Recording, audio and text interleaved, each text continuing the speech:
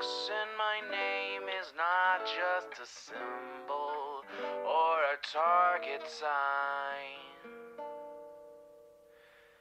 A spell that attracts all who spit facts online all the time.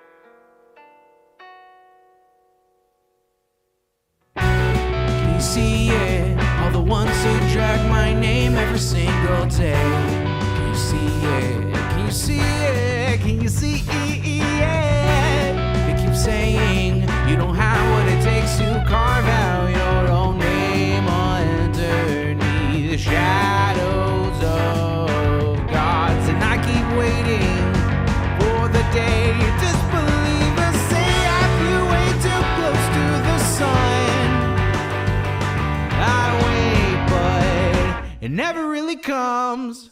The X in my name is not just a symbol or a target sign. A spell that attracts all who speak facts online all the time. The X in my name is not just a symbol or a target sign. A force that compels all to rebel from all right shackled minds. Why do they just stand there against when they fall from the battles I have overcome? You feel it, feel the cope and the seething tone that they make while I stand up, man among gods. And I keep vaping with my mill, shooting ropes in my cold that faces towards the sun. They hate, but I'm sitting comfy with their mom. The X in my name is not just a symbol or a target sign. A spell that attracts all who speak facts online all the time. The X in my name is not just a symbol or a target sign. A force that compels all to rebel from all that shackled mind.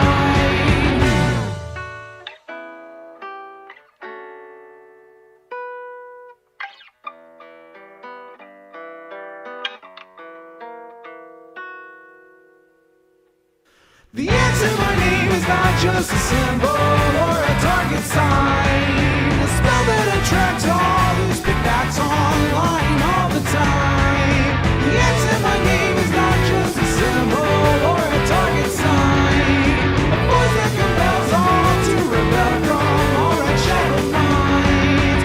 It's you and me, your mom, it's me. I'll take another hit from my name. You'll see now, watch me right now, punch your face now. Show you how.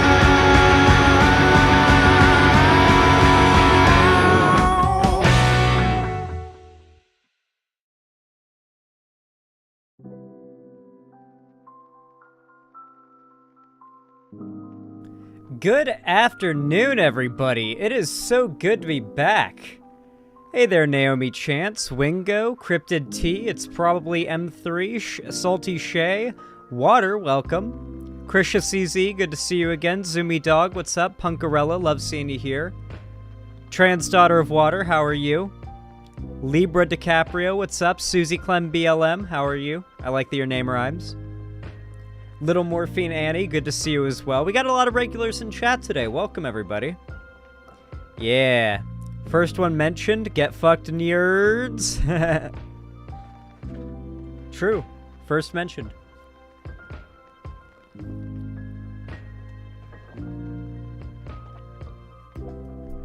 I hope you're all having a great day. I feel pretty good today. To be completely honest with you guys, I still haven't fully recovered from COVID. Like, I know it sounds strange, but like long COVID just kind of fucks your body up for a lot longer than you would have ever thought. And today's the first day that I can really say that like lingering fuck of bullshit I've dealt with for like the last 23 weeks, I think it's been, is finally starting to like really wind down, and I'm starting to feel a lot more normal again. A lot of like the long COVID timelines go for 24 plus weeks, usually expecting it to end around 24 weeks, so I'm really hoping that it goes away. Stuff like muscle soreness in particular, and just weird chest pains that aren't like in my lungs or my heart or anything. They're just like muscle aches and muscle cramps. It's just a pain in the ass. Do I like My Chemical Romance or Green Day? In the sense that I like a good few of their songs, yeah. Yeah, I feel like Xander Hall took me a long time. Yeah, I feel like that, Xander Hall, it took me a long time to recover from long COVID. Would you say you fully recovered, Cryptid T? How long did it take totally? No, it's pain in your chest. I don't really feel that anymore. But it's like around here in the muscle. It's like specifically in the muscle. I know muscle pain.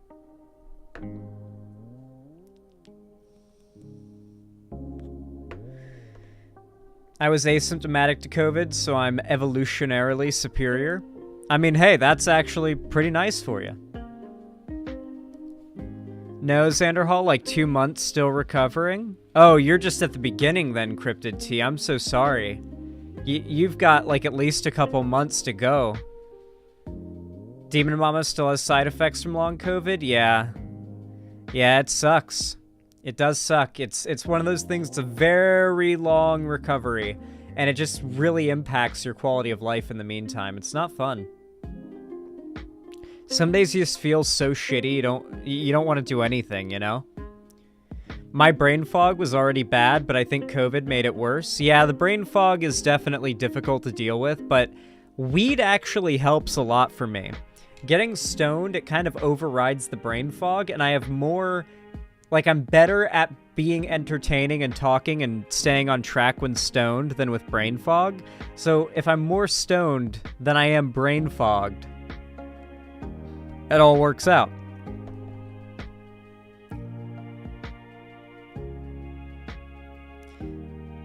No, I had it for a long time. It just took the worst of the symptoms to go away, but still recovering months later. Am I neurodivergent? Every teacher I ever had seemed to think so. Same, Xander Hall, I never understood the weed gives me anxiety thing. Other people's bodies and brains react to it differently. Not everybody is getting the same experience out of weed that you're getting and then having this crazy, unusual reaction. They just feel differently than you're feeling.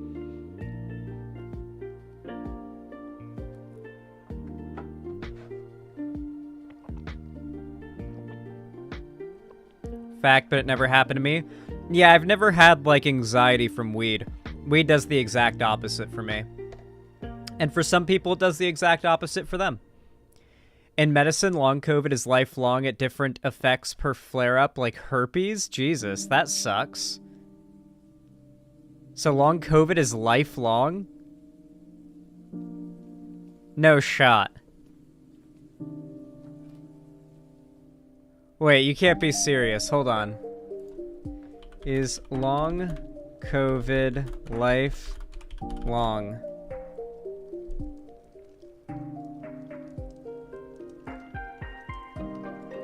Nothing says lifelong. It says it can last weeks, months, or years. Yeah, it is.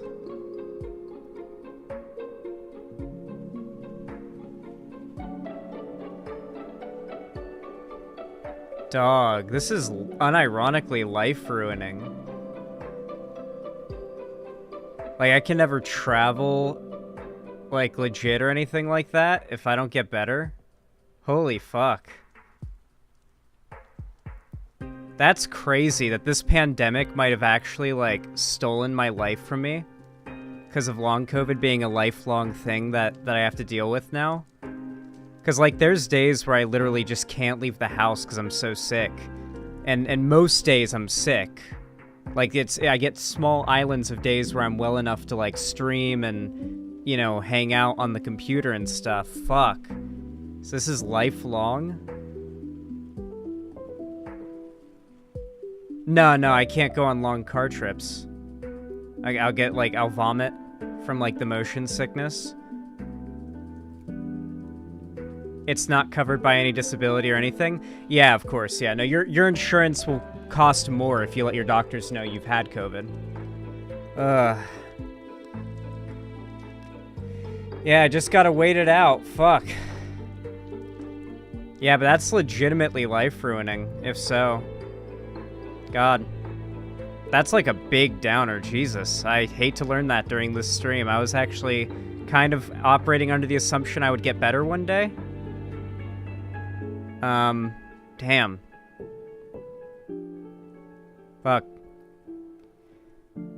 Is it like herpes where we're working on medicine to lessen the effect of each long COVID flare-up? I don't even know. I didn't even know that it was lifelong, and this has only been a thing for like 4 years. For all we know, this is something that like ends up killing everyone who's had it in like 10 to 15 years in the long term, you know? You might. It's not chronic for everyone.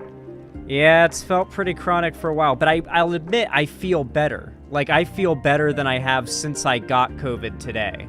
Like, this has been, like, the way it is like, it's in spikes of feeling better, right? And then you get pits where it's like, oh my god, I feel horrible.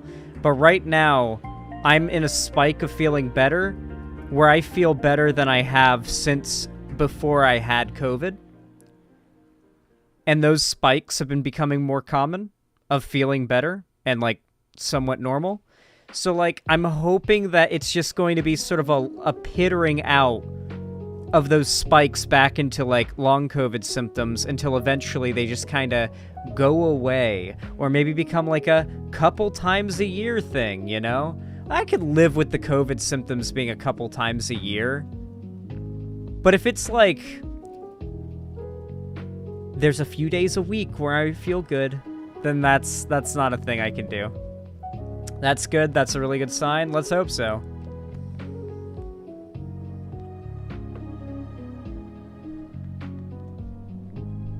Oh yeah, I followed all the lockdown procedures and got vaccinated and everything. I just, I went out of the house one time to get a haircut and got COVID. Thanks, anti-vaxxers.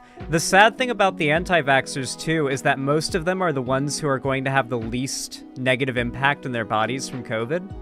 Because at this rate, when it comes to COVID, if you're an anti-vaxxer, you're probably someone who got COVID and was practically asymptomatic or had very little symptoms, and now you believe COVID's nothing. Most anti-vaxxers that I've, like, spoken to, or most anti-vaxxers my friends know, have gotten COVID, didn't have any symptoms, and they just, like, kicked it easily, and now they go around not wearing a mask, and they were doing the whole no mask thing, and just spreading COVID like a fucking demon, because it wasn't affecting them.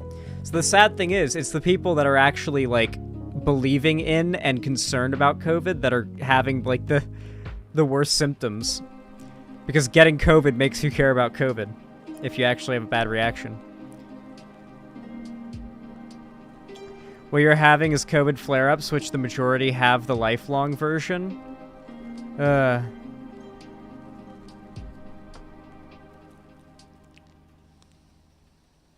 I do support the death penalty for the anti-maskers and, like, the anti-vaxxers that, like, help to spread this virus. Like, the fact that I might actually be looking at my entire... Like, I've had the last 6 months of my life taken away from me by this disease. The fact that it could be my entire life. Because a bunch of Republicans didn't want to wear masks. Because their daddy Trump told them it was the fake China virus and it was a hoax. Like, why do people have to deal with that? Like, at what point do we just agree, yeah, knowingly spreading disease, death penalty. Ever had mono? No! No, I haven't. I've gone my whole life without getting a chronic disability, and apparently COVID might have done it. Thank you for letting me know. Yeah, they should all be charged as terrorists. Salty Shay, thank you for the tier 1 gift sub to minimum volts. I really appreciate it. Thank you so much. Very kind of you. Very, very kind. Didn't say anything, but I really do appreciate it. And Cherry T21, thank you for the 5 tier 1 gifted subs. I appreciate the $25. Very kind of you. It helps a lot. Gifted to Skunk Bussy, a horrific name. Water. Saran Khan. Another Nerd 64, and Sprinkle Mew. Thank you, I really appreciate that. It says, here's the sequel to make you feel better. Warning, Pearl is in this, so more sus than previously. The sequel? What?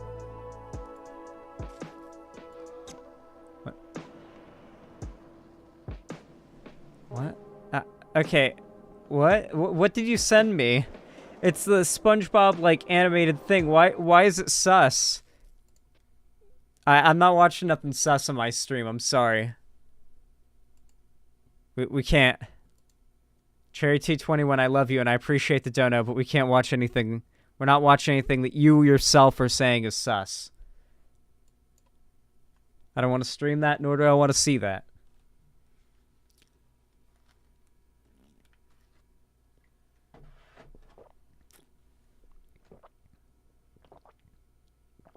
I like water. It's good. The most frustrating thing about anti-vaxxers was helping them to realize the pandemic is not just about them. Even if they're not affected, they're still spreading it and putting others at risk. Well, they don't care about anybody else. Yeah. The people from the 2000s are 2000 SARS victims still have symptoms from back then. It's very possible COVID does similarly. God, yeah. Ugh. Dog, if this is like a chronic thing for the rest of my life, like I don't think you guys understand. Like it's Jover. Like I like it's legitimately Jover.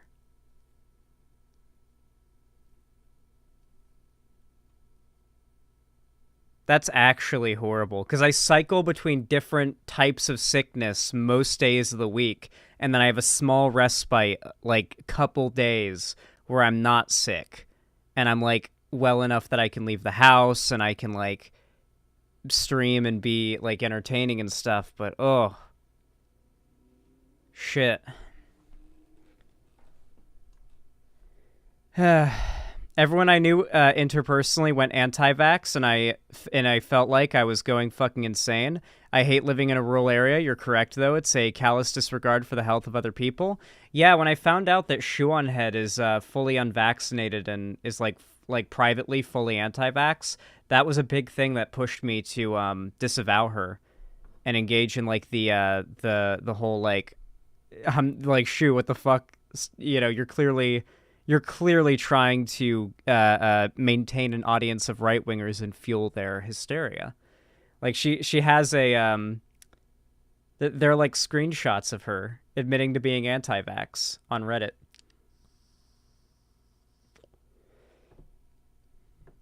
Yeah. Fucking crazy. I do think legitimately that anti-vax shit is the most deplorable thing in the world. Anyway, Exolart, well, not the most deplorable thing in the world, but, like, one of the most deplorable political positions that for some reason we're not, like, allowed to just, like, abuse and verbally assault anybody who believes it for simply believing it. Like it should be a crime, unironically. Like, I'm fully in favor of 1984ing any anti-vaxxers who don't want to get their shots. Fully in favor. Deperson them. XLR, thank you for the tier 1 gift sub to Cleaver120. Very based and kind of you. Very epic, very pog, very omega lol. I appreciate the $5. Said, a sub for you. White name genocided. Thank you, I really appreciate it. We do love genociding the white names, culling them away, turning all the names blue. We've mostly got blue names in chat today, so not a lot of white names to genocide. But we'll move off the topic of the COVID. Let's hope. Listen, I'm a young, healthy guy, besides the COVID shit. Let's hope that it's something you can bounce back from in the long term. Because admittedly, I am feeling a lot better lately. And let's just hope. Let's just hope. Because God knows I do not want my life to be over because I got a disease at 23 years old that then decided that, you know, the rest of my life doesn't get to be anything ever. Cherry T21, I appreciate the 5 tier 1 gifted subs. Another 5 tier 1 gifted subs. Based, thank you. Thank you very, very much. I appreciate the $25. Gifted to No Chump Change, Lord Taz97, Armeravite, Strawberry Milk, and Prancing Goldfish said, it's because Pearl is the hot girl in Plankton's rap, but I know Pearl's canonical age. Basically, same thing as Karen last video, but with Pearl. Okay, but yeah, that is a little bit sussy, because, like, every SpongeBobber, that's what I just said. Every SpongeBobber, that's what we are. We're SpongeBobbers, chat. Every SpongeBobber, that is to say, SpongeBob fan, knows that, like, Pearl's Mr. Krabs' daughter, like, she's a kid, right? She's supposed to be like a, yes, yeah, like, a high school girl or something, like Mean Girls stereotype. Yeah, SpongeBobbers. It actually works! It actually works really well when you think about it. SpongeBobbers is a name for SpongeBob fans. It works really well the longer you think about it. A bobber, like for fishing, you know? Like, and it's the ocean, and it's SpongeBobber. Yeah, and you're a SpongeBob. Yeah, you see, I'm a lyrical genius.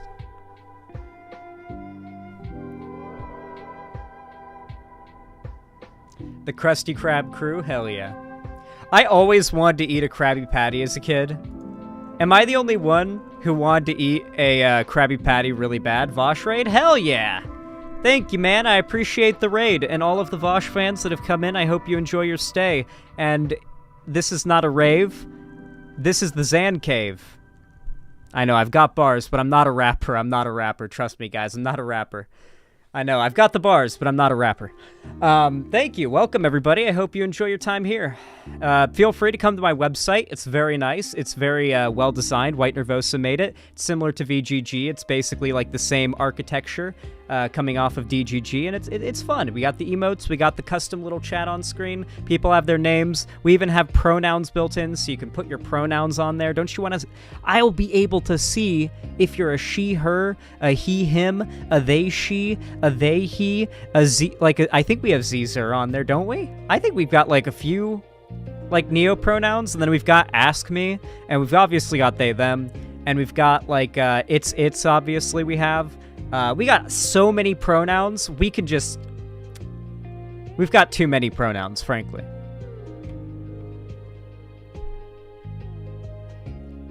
Yeah, join the gender pool. Join it. It's fun. Yeah, we have dicks, too. Look at this. Look at this emote. Look at that emote. Look at that. That's a Pepe plant. That's a great emote. Yeah, they, them is a pretty classic emote in the chat. It's a nice one. All right, let me update the dono goal really fast, and then I think it's time we started our first segment, huh? Let's get a nice productive start to the stream. Oh my god, 1,000 people. Holy shit.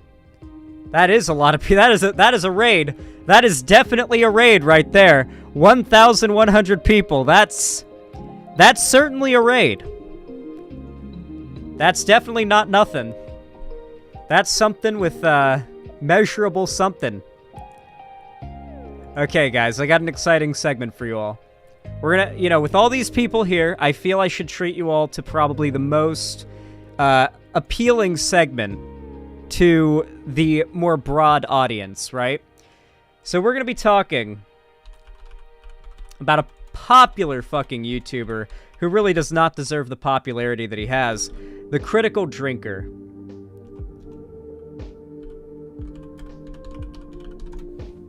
You might not know him by name, but you'll definitely know him by face. Okay.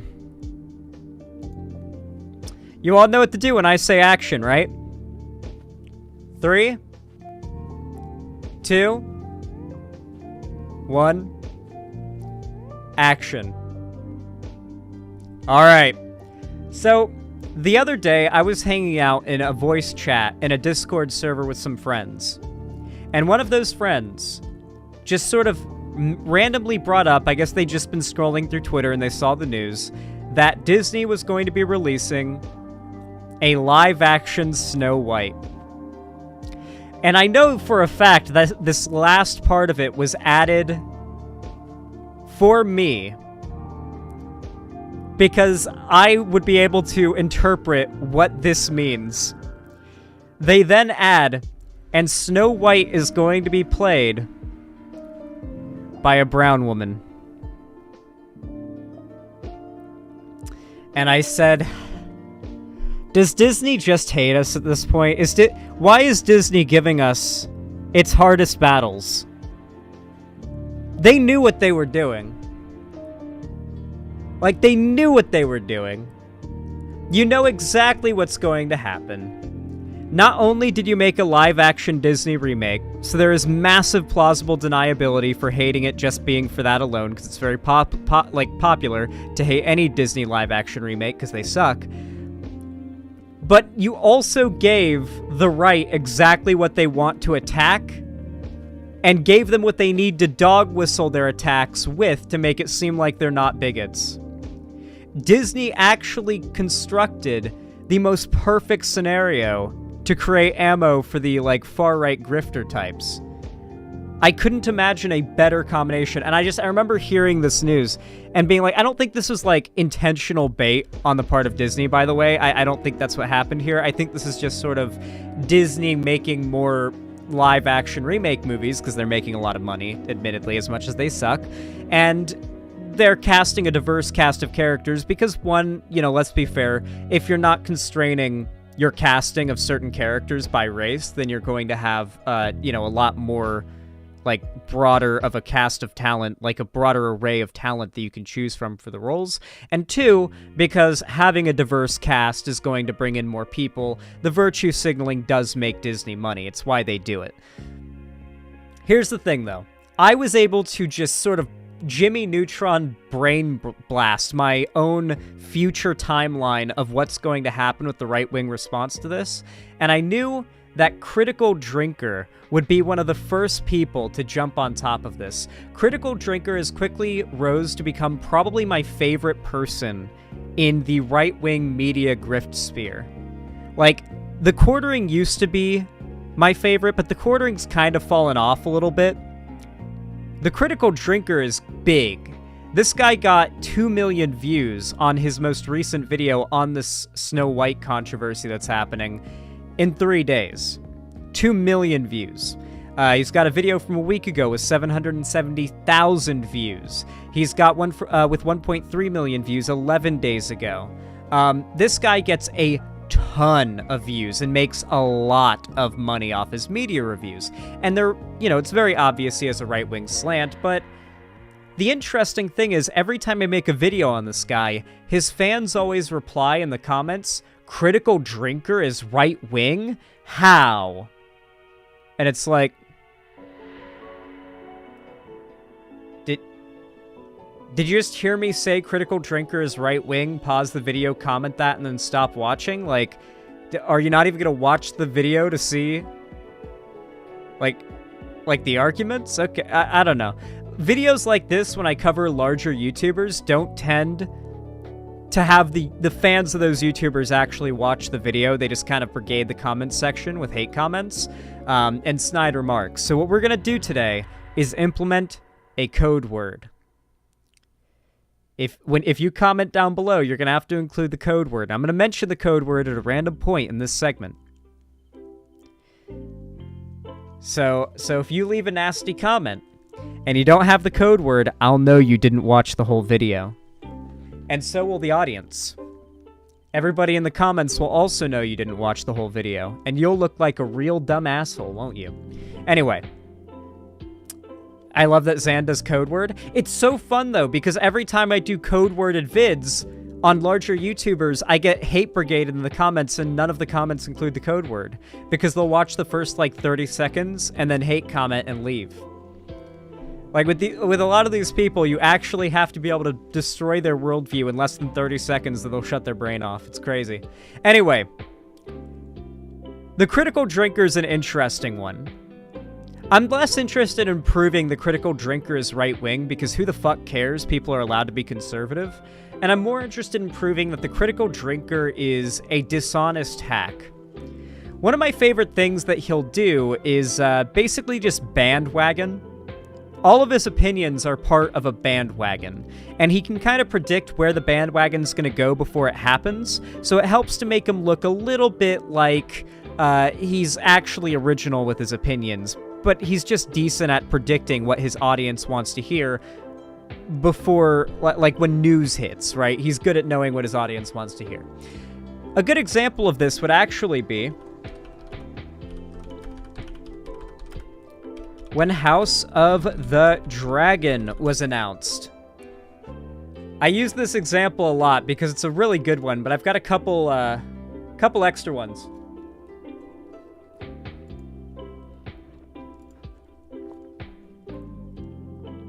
Let me see if I can bring this one up. Yeah, here it is.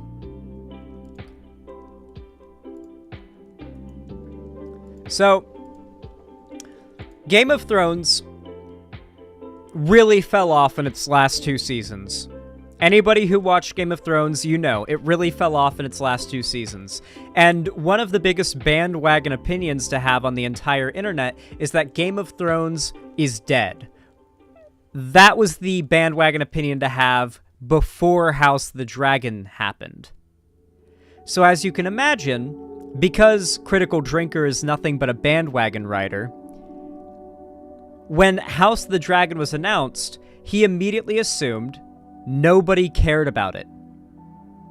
Of course, he could have looked at the views in the trailers. He could have just, like, looked into any of this and saw that this wasn't the case. He probably maybe even knew it wasn't the case, but he decided to say nobody cared about House of the Dragon, which is fine. You know, this on its own wouldn't really be a big deal, except 2 months later, House of the Dragon came out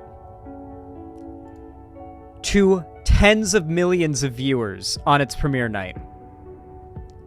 And he just kind of quietly changed the title of that stream, or of that video, to House of the Dragon Trailer Breakdown.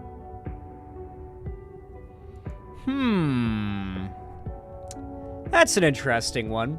He's done this many times. There are a lot of instances of him flipping and flopping on a particular piece of media to try and, just jump on whatever bandwagon is the most profitable and most likely to get him the most backpats from his audience and the general broader sort of chuddy demographic of online media bros that he can get, right? He's very Weasley. This guy doesn't actually have any real opinions. He will change his opinions in a flash. He will cover up things he said in the past that make him look stupid now. He's not willing to stand by anything he's said. And he's very slimy in regards to the expressions and standing by of what he actually believes politically. He's like Tim Pool, a bit like Tim Pool, but Tim Pool does actual politics. This guy reviews media, but his level of, like, conservative media review is like, we got another movie made by modern woke Hollywood where they put... I can't really do his, like slurred, drunk Irish accent. Hold on, let me see if I can get it, like... Right, so we got another woke movie where they push this woke... Scottish, okay, whatever it may be. The only thing I like about the Critical Drinker is he's not British.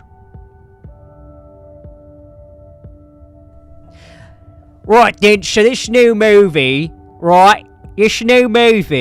it is super woke. The woman outdoes the man at every turn. The movie's just about how bad and inferior men are to the amazing woman. And not only that, but he's a white man, a straight white man, and she's a woman of color. And oh, you won't be surprised. They reveal halfway through the movie she's also gay. So this gay black woman is outdoing the straight white male established protagonist, and you're telling me this isn't woke propaganda? I can't do the accent, but that is literally the level of media review he does. And then when you say, bro, you're literally just a right-wing propagandist. You're just complaining about things being woke and having minorities in them. And then he'll fall back on no, I'm just critiquing it for being badly written and for being uninspired. I just supplement my critiques with the fact that they just go for woke virtue signal points when, it's very clear he's just jumping on the bandwagon of shitting on whatever the anti-woke crowd hates. It's sort of it's a Emperor's New Clothes thing, you know? You're allowed to think it and know it, but you're not allowed to say it. Everybody knows the Critical Drinker is just churning out right-wing propaganda for money. I mean, the guy literally... Here he's made 2 back-to-back Indiana Jones movies. Indiana Jones, Destined to Flop, and Indiana Jones and the Destruction of Legacy. Just the very like, lazy content as well. You know, no thumbnails to speak of, just screenshots of the movies, you know? Maybe even, like, the poster will be the screenshot. And it's just him ranting and rambling for 5 to 10 minutes over, like, a repeat clip, like, repeat slideshow of clips from the movie. And my favorite thing that he does to movies that he reviews is he lowers the saturation. I don't know if you've noticed this. If you watch like a Critical Drinker movie or TV show review, he lowers the saturation noticeably if you put the two things side to side to make whatever it is he's covering look more like sort of gray and sort of colorless and lifeless and more bland and less appealing, you know? Almost a way of visually tricking the audience, gaslighting the audience into making them believe the movie is even presented poorly, right? He'd probably say it was done to get around copyright or something, but those videos are, to be fair, fair use. His videos are fair use, without a shadow of a doubt, so whatever it may be. Anyway, he recently put out a video, by that I mean 3 days ago, it has 2 million views, called Snow White Looks Hilariously Bad. So, I mean, this is just basically prophesized. I knew this was coming. The second I heard about it, the second I heard this movie was coming out, I knew this was coming. So, I am ready to hear the Critical Drinker totally criticize this movie for completely non-right-wing inspired reasons. Let's hear it. You know, I'm beginning to believe that Disney are experiencing some kind of corporate survivor's guilt for all the money they've made over the years, and have resolved to do everything in their power to correct that mistake. Whether it's tanking every single brand under their umbrella, or getting into ridiculous political battles they can never hope to win, or... Right off the bat, we're siding with Ron DeSantis, who is currently trying to make it illegal to be trans or LGBT in Florida. We're off to a great start. We're off to a fantastic start. Not right-wing Critical Drinker slamming Disney for going after Ron DeSantis. The one scenario in existence where any human being should be pro-Disney is when they're actively waging a legal battle against the state government, because the state government is implementing policies that are making the state more hostile to a marginalized group of people, which is bad for their business. Okay, we're off to a very good start. Okay. Or releasing flop after flop that have burned through hundreds of millions of dollars. It feels like the company is conducting its very own Viking funeral on itself, while it's still... They've been saying this for like 13 years now at this point. Like 10 years now. They've been saying this since Gamergate, that Disney and all these companies are flopping and going broke. I mean, it was literally No Bullshit who coined Go Woke, Go Broke. No Bullshit hasn't uploaded since 2019. The Go Woke, Go Broke thing has been being uttered over and over and over and over again for a decade now. Disney's not going to go under from any of this, obviously. But the crazy thing to me is that, like, imagine in 30 years... some crazy shit happens and Disney actually does go under. It would obviously be for some, like, completely unrelated thing. These people would still be saying, yep, that's what going woke gets ya. Took 40 years. But that's what it was. The wokeness finally got them.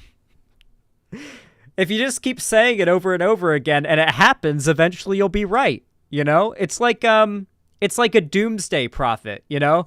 They've been saying since, like, the 1940s and before, but, you know, in more modern recorded history, like, since the 1930s and 40s, there have been known doomsday prophets, and they're like, on this date the world shall end, the angels will descend from the heavens, the demons will descend from the earth, and God shall rain fireballs upon the earth, and all the worthy souls will be brought up to heaven. And then the date has just being moved forward every single, like, supposed apocalypse state for the last 150 years and before that.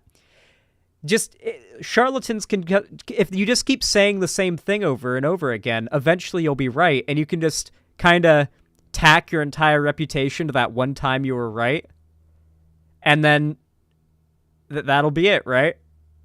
A lot of charlatans take advantage of this this general method. Alive. Yeah!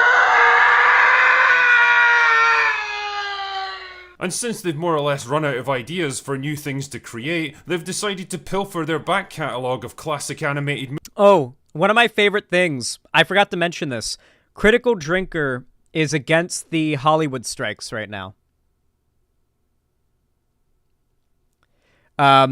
These stories that are coming out about the from like different writers and whatnot for different shows that he is covered and hates because they're woke or whatever, when they talk about how underpaid they were and how overworked they were because he doesn't like the shows they're writing, Critical Drinker's response was to say they were overpaid. He is opposed to the to the striking. He sees this as like woke Hollywood striking. Yeah. movies with a... These people see the writers and the people that like put their heart and soul into these movies because listen, I'm going to be honest with you. Even the most soullessly, corporately, like shameless movie, there are shit tons of people that are working on that movie who are putting their heart and soul into it. That is the thing that people like this don't recognize. These movies in the critical Drinker's mind all just come from Disney. And that's just sort of like an amorphous blob, right? He doesn't like imagine real people there. But like imagine all of the people and different things that it takes to go into making a movie, right? Just one example. Let's imagine Christopher Robin, right? Every sound effect in the movie was created by a person in a room with just piles of different props and a nice microphone syncing up sounds and editing up sounds to do Foley work. The camera equipment. These are people whose entire lives are behind a camera, framing shots, like adjusting color and aspect ratio, knowing what time of day needs to be perfect to be in the golden hour so they get the right type of light for a perfect shot. Like the people who design the sets for certain movies, and I know for Beauty and the Beast they did have practical sets as well. A lot of these sets are literally handcrafted, like the trees and the rock and like a broken like ruin will be made out of clay, handcrafted. These are like artists of so many different calibers that all put their life, heart, and soul for years or plus on end, pouring their shit into making one movie. All different people working different jobs, making one movie. Those are the workers striking right now. But to the critical drinker, they are all part of the amorphous blob that is woke Disney and woke Hollywood. They are the bad guys, these woke writers that he's always referring to. The workers who are like putting their actual like blood, sweat, and tears into these movies, that's who the critical drinker demonizes. Occasionally he'll like virtue signal by talking about corporate, but he's always shitting on the actual workers. He makes it look like the real problem here are the woke writers. These like this quote unquote diverse cast of woke writers that he'll refer to in some videos, right? You've heard this a million times from No Bullshit, from Geeks and Gamers, from The Quartering, from this guy, from Mahler.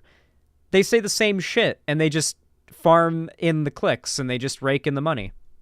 Series of soulless, cynical, cash grab live action remakes. The problem is that the first few films actually did pretty well at the box office, so they've decided to put the brakes on their latest project with an unnecessary race swap of the main character, rewriting and undermining the core themes of the story. An unnecessary reswap. So you can kind of get an idea, like the way he kind of just sort of nudges at the races, like it was an unnecessary race swap.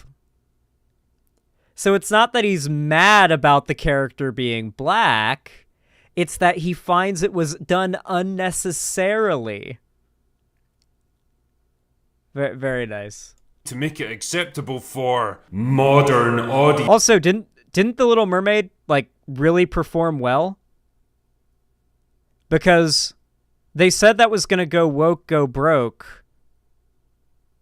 Yeah, I like this here. As he said, so one of the things that the critical drinker, I think, said in like a response to me is that he's never said SJW in a single video.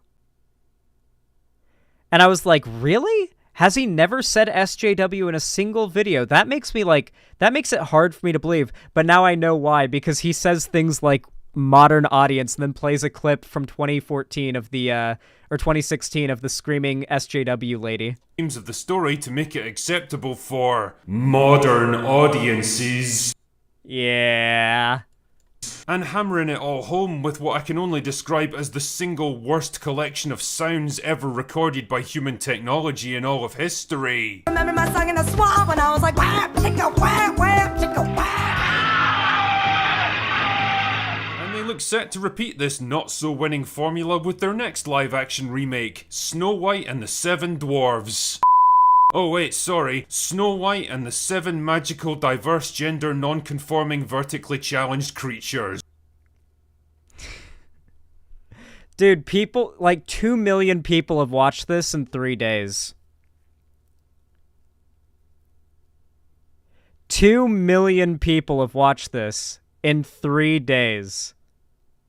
The funny thing is, they're just kind of like manifesting the wokeness. Like, if the movie was called Snow White and the Seven Magical Diverse Gender Non-Conforming Vertically Challenged Creatures, I would agree. Alright, I think Hollywood might be getting a little too woke, guys. I'm not gonna lie. This might be going a little too far.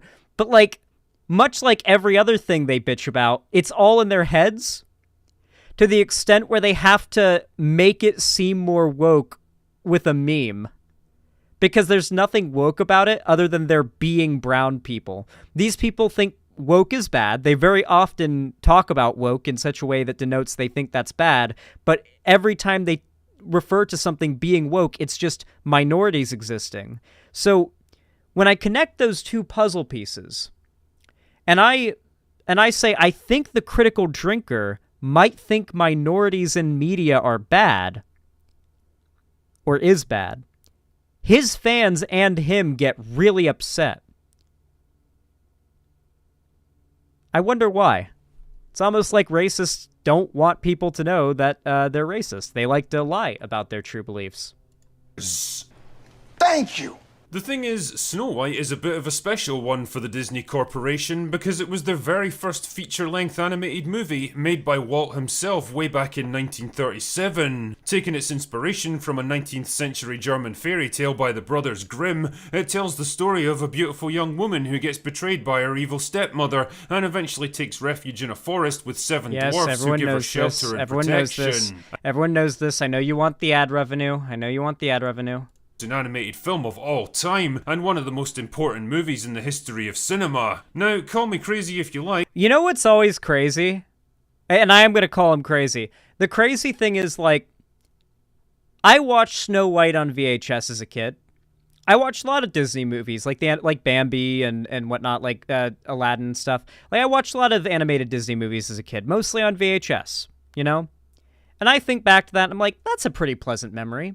Even as an adult, sometimes I would go back and I'd like rewatch it just to be like, I wonder like what memories I still have of the movie like in my mind, how they connect, because I just have kind of shattered thoughts. I want to see what I get about the movie that I didn't get as a kid. And you'd watch it and you'd be like, okay.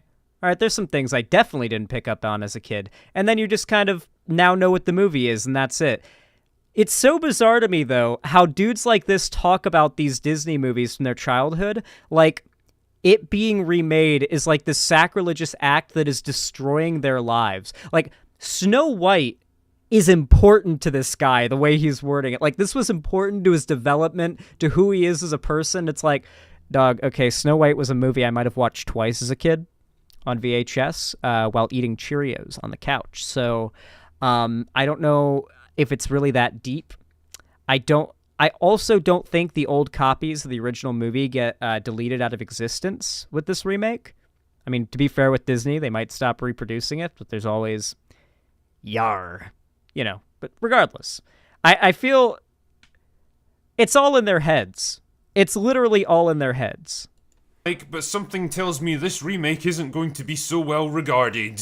The problems began early on with the casting of Rachel Zegler as Snow White. Now, why was this a problem, you might ask? Well, the original German folktale describes the character as follows. Schneewittchen hat Lippen rot von einer Rose, Haar schwarz. Alright, so let's hear how he's going to explain, in a not racist way, why she's not white, why her not being white is a problem, but he's definitely not racist, guys. Wie Ebenholz und Haut weiß wie Schnee. Or in less world I do also like him doing his best, like, angry reading German thing for, you know, no reason at all, I'm sure. dominating terms, Snow White had lips red as a rose, hair black as ebony, and skin white as snow. Skin white as snow. Skin white as snow. Is this how you do, racism without looking racist? I guess? Like, this has 2 million views in 3 days, dude. 2 million views in 3 days, and this guy will literally have a Twitter meltdown if you call him a reactionary or right-wing. This guy, his fans and him will literally have a meltdown if you call them right-wing. Like, the fact that this guy's too much of a coward to even own his clear political bias is just all the evidence that I need to know he's just a grifting, lying, pathetic sack of shit. Oh, there's a really good channel as well. I watched a couple of his videos recently while I was leveling in FF14. The channel's called Pillar of Garbage. Critical Drinker and Mauler and like like that crew of grifters did a stream responding to it. Because they get really copy when Pillar of Garbage makes a video on them. But Pillar of Garbage's videos on Critical Drinker are scathing. He meticulously takes apart, proving like where the dishonesty and the misrepresentations are. For example, one of my favorites is a point where Critical Drinker tries to claim a movie is poorly written.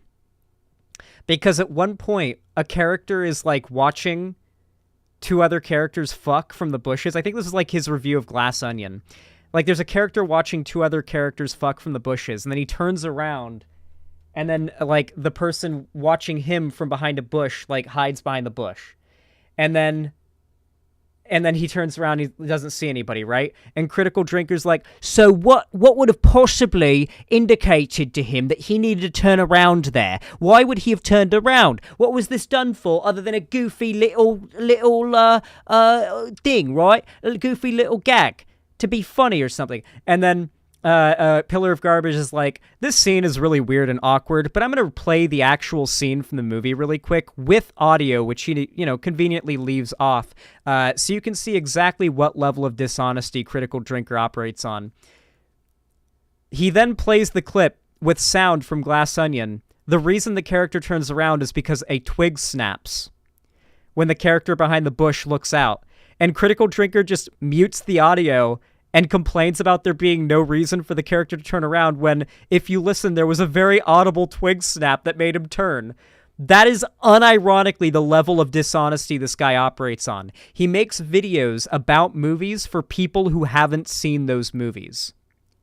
His videos are for people who've heard of Glass Onion, know it's popular, don't want to watch it, and just want to hate it because they know it's popular and want to jump on that bandwagon. He's the guy you go to get your opinion about movies you haven't seen and want to have like a contrarian negative opinion about the popular thing, with a little side of conservative propaganda.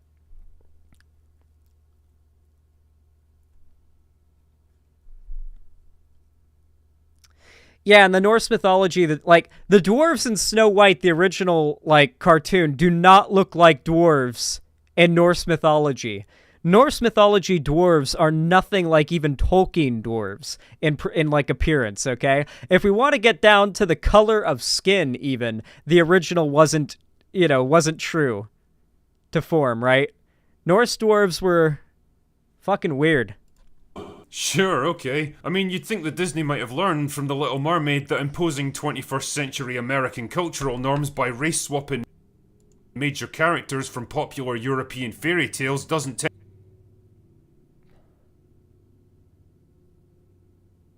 Does he mean black? Is that his dog whistle for when he means black people? learned from The Little Mermaid that imposing 21st century American cultural norms by race-swapping major characters from popular European fairy tales doesn't tend to go down too well, but whatever. Yeah, I'm pretty sure what he actually means is trying to appeal to black people. Yeah, well, I know the race swap thing is referring to her being black now. I think what he's trying to say, though, when he refers to modern audiences, he uses that term a lot. I have a feeling it's a dog whistle for something. I think he means something by that. Yeah, he likes to say modern culture and modern audiences. And it's like, what does that mean? Do you mean woke? And what do you mean by woke? Because this is what you call woke. So, like, there's literally no way out if you actually get one of these people in a conversation about what they mean by that. You just have to question them. It's like, It's like asking someone with a Confederate flag who says that the Confederacy was just fighting for states' rights. You ask them states' rights to what? And they're like, well... As long as they nailed the characterization and stayed true to the themes and ideas of the original story, I'm sure it would all be fine. This Snow White is gonna have a modern edge to her, a modern edge to her, a modern edge to her. Cartoon was so focused on her finding true love, and it's really not even in her mind at all in this film. So focused on becoming the leader and how to find her own agency.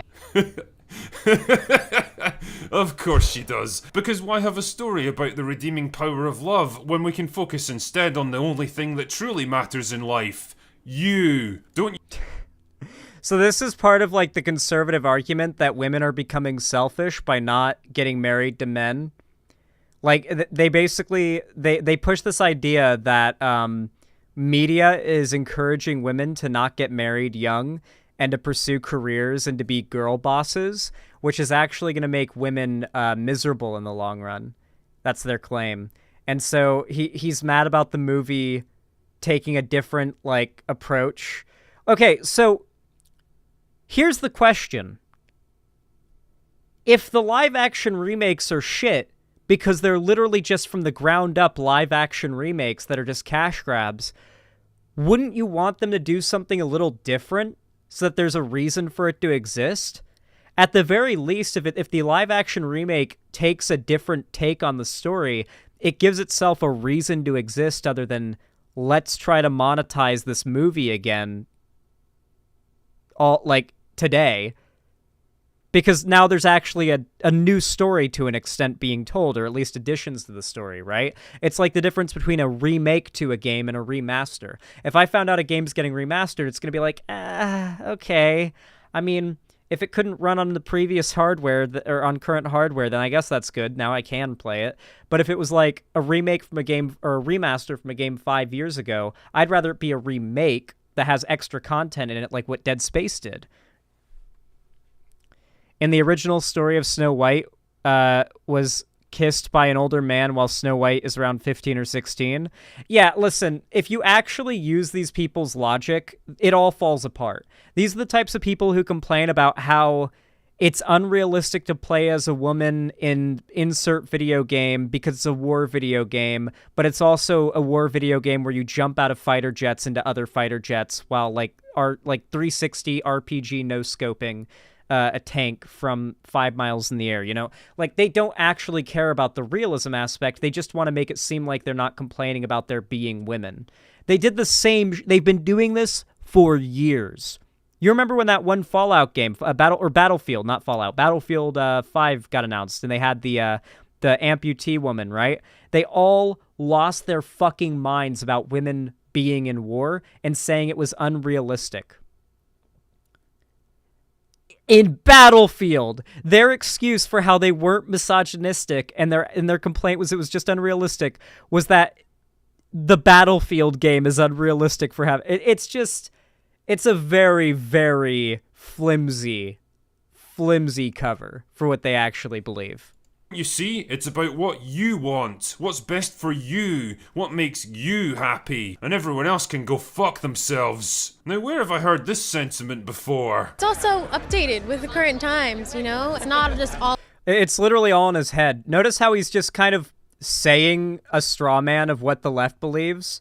Nothing about that or any of these interviews has indicated anything that he said there. He's just hearing them have like a nice little interview and then going on about how it's all about you. Be selfish. That's what they want you to be, selfish. I want you to be kind. I'm a good person. The left are bad people. All about a boy, you know, it's all about what she wants for herself. Jesus, it's like a bunch of robots that have all been given the latest software download at the same time. You know? Okay, something that Pillar of Garbage's videos that respond to this guy do very well is he has something called the irony key. He has a key on his keyboard that he says, okay, anytime Critical Drinker says something extremely ironic, I'm going to hit the irony key. And so Critical Drinker will say something as an insult that is like the most apt description for what he does ever, and it's extremely ironic he'd say it, and you just play the irony key. So, yeah, Critical Drinker is known for literally just describing what he does in a very vitriolic way, and then using it as an insult towards anything he doesn't like, and it's really funny. This guy is an aging incel. I don't think he's an incel, but he's definitely a real alcoholic. No content creator who makes it like a this guy's definitely an actual alcoholic.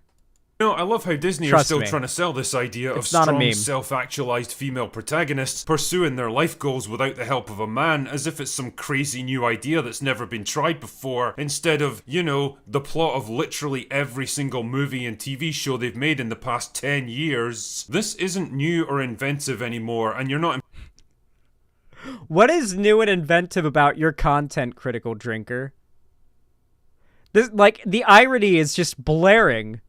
He has to know he's talking about his own content at this point, right? He's got to be saying this just to trigger the lefties watching that are just like...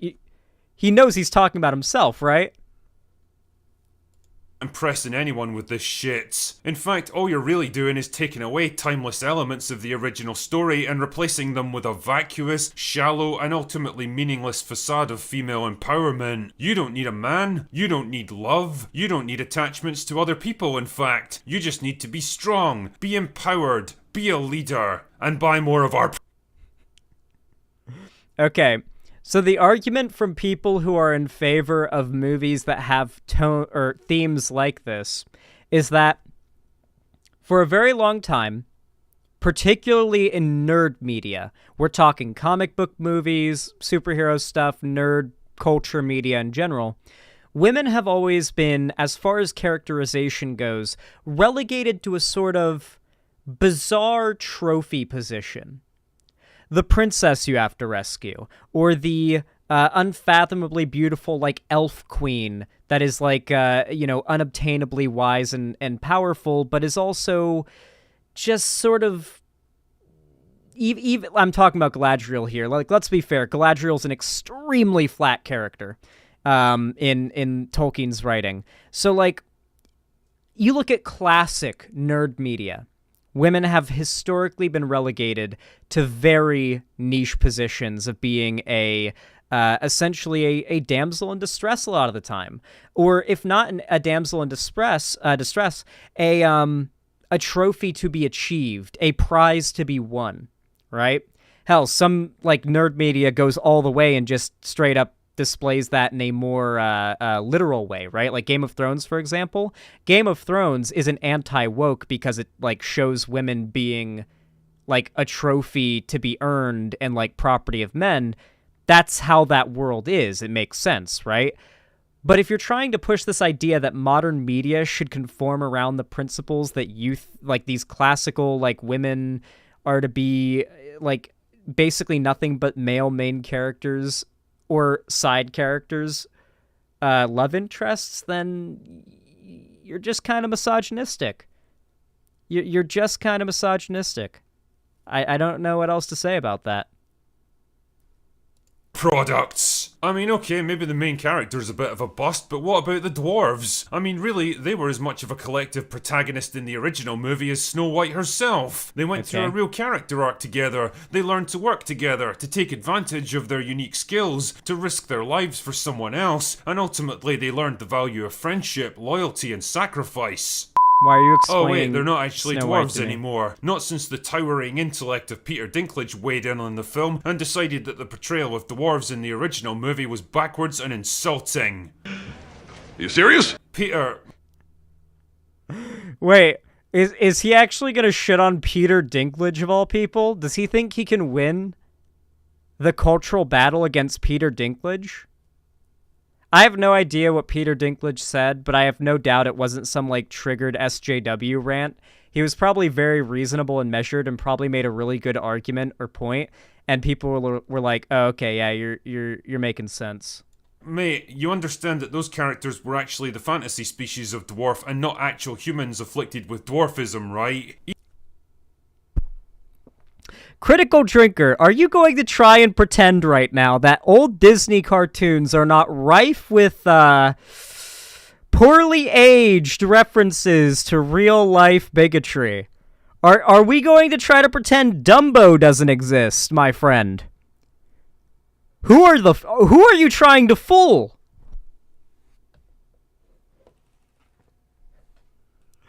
My bro. I may have been like 8 last time I watched Snow White, but I'm pretty sure there were references to the dwarves in Snow White supposed to, like, that are like references and jokes about real life dwarves. I'm pretty sure I've heard jokes towards real life dwarves that are like very common insults that come from Snow White. How many times have you heard Snow White, like, based memes about real-life dwarves? Like, think about it for half a second, and you're like, yeah, okay. I think Peter Dinklage might have said something reasonable and not gone on, like, some crazy SJW rant, like what Critical Drinker is trying to make me think. I think he might have had a good point about whatever it was he talked about here, but I assure you we will not hear any direct quotes from Critical Drinker. And if we do, they'll be prepped with a whole lot of well poisoning, and here's what he actually means. Either way, the result was the same. Someone was angry and things had to change. The dwarves were shit-canned and changed into magical forest creatures, whatever the fuck that's supposed to mean, and 7 roles that could have been played by dwarf actors were basically erased. It's a bold strategy, Cotton. Let's see if it pays off for him. Honestly, you'd think that Peter would have been the bigger man and given his fellow I mean, I will admit, that's actually pretty cringe. I do think they should be, like, he might just literally be lying here and might have just read the promo for the movie and read magical forest creatures, and they're going to be dwarves in the movie, but that's the promo of the movie, so he's assuming that they've been renamed in the entirety of the movie to magical forest creatures, and that would be very funny and in character for him.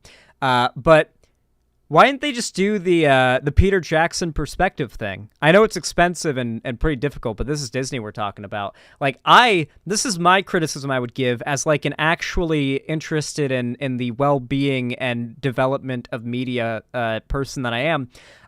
Why not just make them dwarves and have, like, average height people with perspective trickery made into dwarves like they did with the Peter Jackson Lord of the Rings movie? Like, it's actually not that hard. It's really interesting how it works, too. You can do it even, like, on a flat surface as well. Like, you can, what you can do is have, like, a side view, like a wide shot side view of a character who's really tall and a character who's really short, and they can be the same height in real life. And as long as you have them far enough from each other at the right angle, and you have an environment built that, like, angles correctly, you will absolutely trick the human brain into seeing the taller, like, the one person is way taller than the other, and the environment will look completely normal.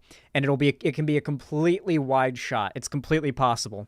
Practical effects and perspective can really do a lot when it comes to the size and height of like characters. You can literally just turn someone into a hobbit with nothing but perspective. It's really cool. And yeah, I wish they would have done that, but I mean, Critical Drinker just wants to make his quick buck off of this, which he has. He's made, like, the amount of, To give you an idea, this video has more views than my channel gets in a month. So he's going to make, like, probably 4 times the amount that I make in a month off YouTube with this one video. I feel like that's a very good sort of way of describing and showing you guys the level of cultural power and money-making power the right has online compared to the left. This one video is like 4 months of work for me on YouTube. There's a chance, but I guess not. Maybe he's got an elevated sense of his own importance or something. So let's consider what we've got so far with this thing. A classic European fairy tale about a young woman with skin as white as snow, played by an actress of Colombian descent, so that everyone can see themselves in 19th century German folklore. A story about the search for true love that's no longer about true love in order to avoid offending the lonely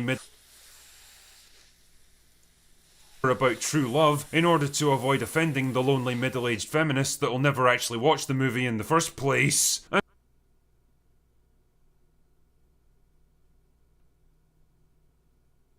Well, I mean, he drops feminism bad right there in the video. I mean, I guess he can't try and claim that he doesn't think feminism is bad when he just did a blue hair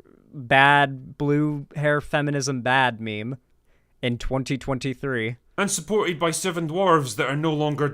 Oh god, is he a divorce core Andy? I think Critical Drinker might be a divorce core Andy. You're not wrong. That's actually a very good analysis right there.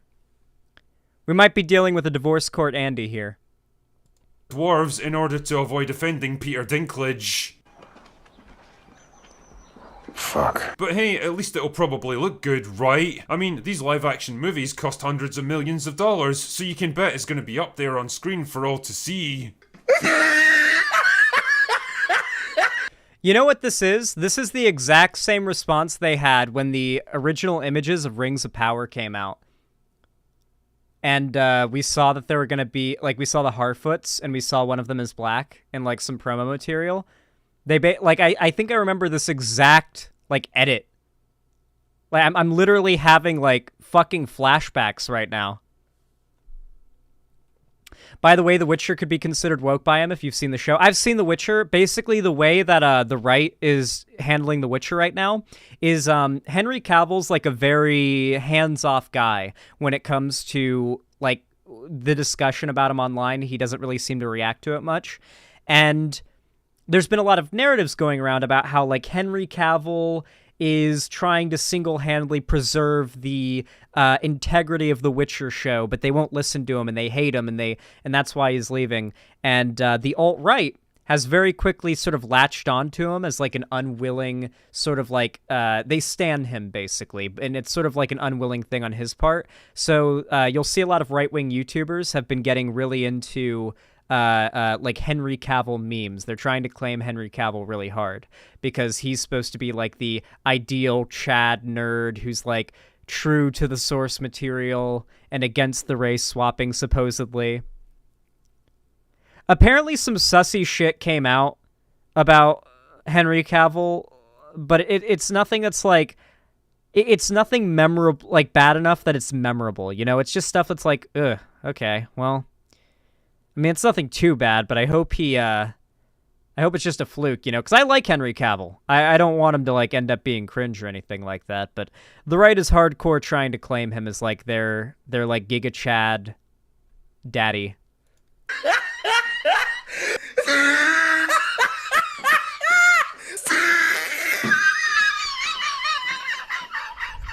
No. 3 million views.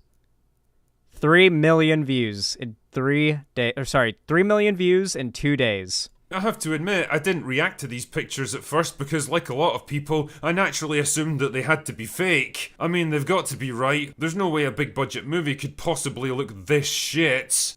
My favorite thing about these YouTubers is their complaints about costume design. So, something that happens very commonly, okay, in media production, because, you know, these guys don't know anything about actual production of movies or TV shows or anything like that, but something that happens a lot when movies or TV shows are being made nowadays is some person on set snaps a photo with their camera on their phone and posts it on the internet, like this image right here, or the image that's the selfie. Or the image, not a selfie, an image of the Snow White actress here. Now, the costumes look fine, but from a phone camera in broad daylight, they look kind of oversaturated. They don't look cinematic and movie-like, right? The reason for that is on camera, after being filmed in the proper lighting and everything, lots of filters are gone over with every movie to help all of the colors fit the tone. They did this really badly with Rings of Power when images of set photos came out of that. They got like a bunch of photos of like random guards or like soldiers that are like really far background characters in the actual shots and like said, look how cheap and crappy the costume design is. And then you see the show and like they show a character and say the costume design looks bad. And you can tell they're just trying to cope and stand by their previous statement. Like ROP Galadriel's armor. My favorite was when they tried to claim Galadriel's armor looks like shit. Because what came out first were photos on a phone that made it look plasticky without the like filters and shit that you get in the actual show where it's like, oh yeah, that looks like steel. That looks like steel plate armor. That looks dope as fuck. But in real life, you can tell it's plastic. And it's a prop suit in real life when you take like a photo with your phone, and they shit on these costumes a lot when these set photos came out because it was very easy to do so before the actual show dropped. There is a huge market in shitting on media no one has seen so that they can have an opinion on it, right? There's a big market in giving people who don't want to watch popular media an opinion to have. Fake. I mean, they've got to be right. There's no way a big budget movie could possibly look this shit. And for a few hours at least, it seemed like I was right. Then the confirmation came back from a Disney spokesman that they were in fact real photos from the movie set. My god, they're real. I just can't anymore, man. This right here is the decline of Western culture summed up in a single image. The decline... Okay, so this guy's full-on alt-right. He actually thinks, like, the Jews are destroying the West. That is crazy, dude. That is actually crazy. He went full-on the decline of Western culture. Is he gonna drop cultural Marxism now? The Nazi code word for Jew? I hope he says like Marxism or something. Yeah, cultural Marxism. I hope we get the JQ dog whistle. Come on, JQ for me. And this movie is the literal personification of everything wrong with modern entertainment. It's what happens when you're so desperate to showcase your progressive... He says this with every movie and TV show he covers. How many how many movies are going to be that? Like, you say that for everything. Wrong with modern entertainment. It's how many movies and shows are everything wrong with modern entertainment? You say this about every new thing. First, it was Indiana Jones last time. And it was also Rings of Power. It was also Little Mermaid. Like, what is the... It's what happens when you're so desperate to showcase your progressive credentials and conform to the endlessly growing list of contradictory demands and nonsensical restrictions that you end up tying both of your creative hands behind your back. Hey, Critical Drinker, you want to have a conversation on stream with me about these so-called contradictions within left-wing ideology? Hit me up on Discord. My username is literally just Xanderhall. We got the Discord update with just usernames now, so you can literally just add me as... My name's just Xanderhall. Just send me a request. I'll check for you adding me. I can have you on stream, and we can talk about these so-called, countless contradictions in progressive ideology.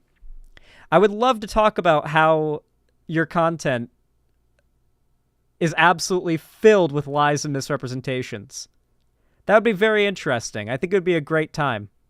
And what you ultimately produce is just as soulless, joyless, and pointless as the people you're desperately trying to win approval from. Because here's the thing, whenever you ask them what they want next, no matter how far you've already gone or how much you've sacrificed to try to appease them, the answer will always be the same.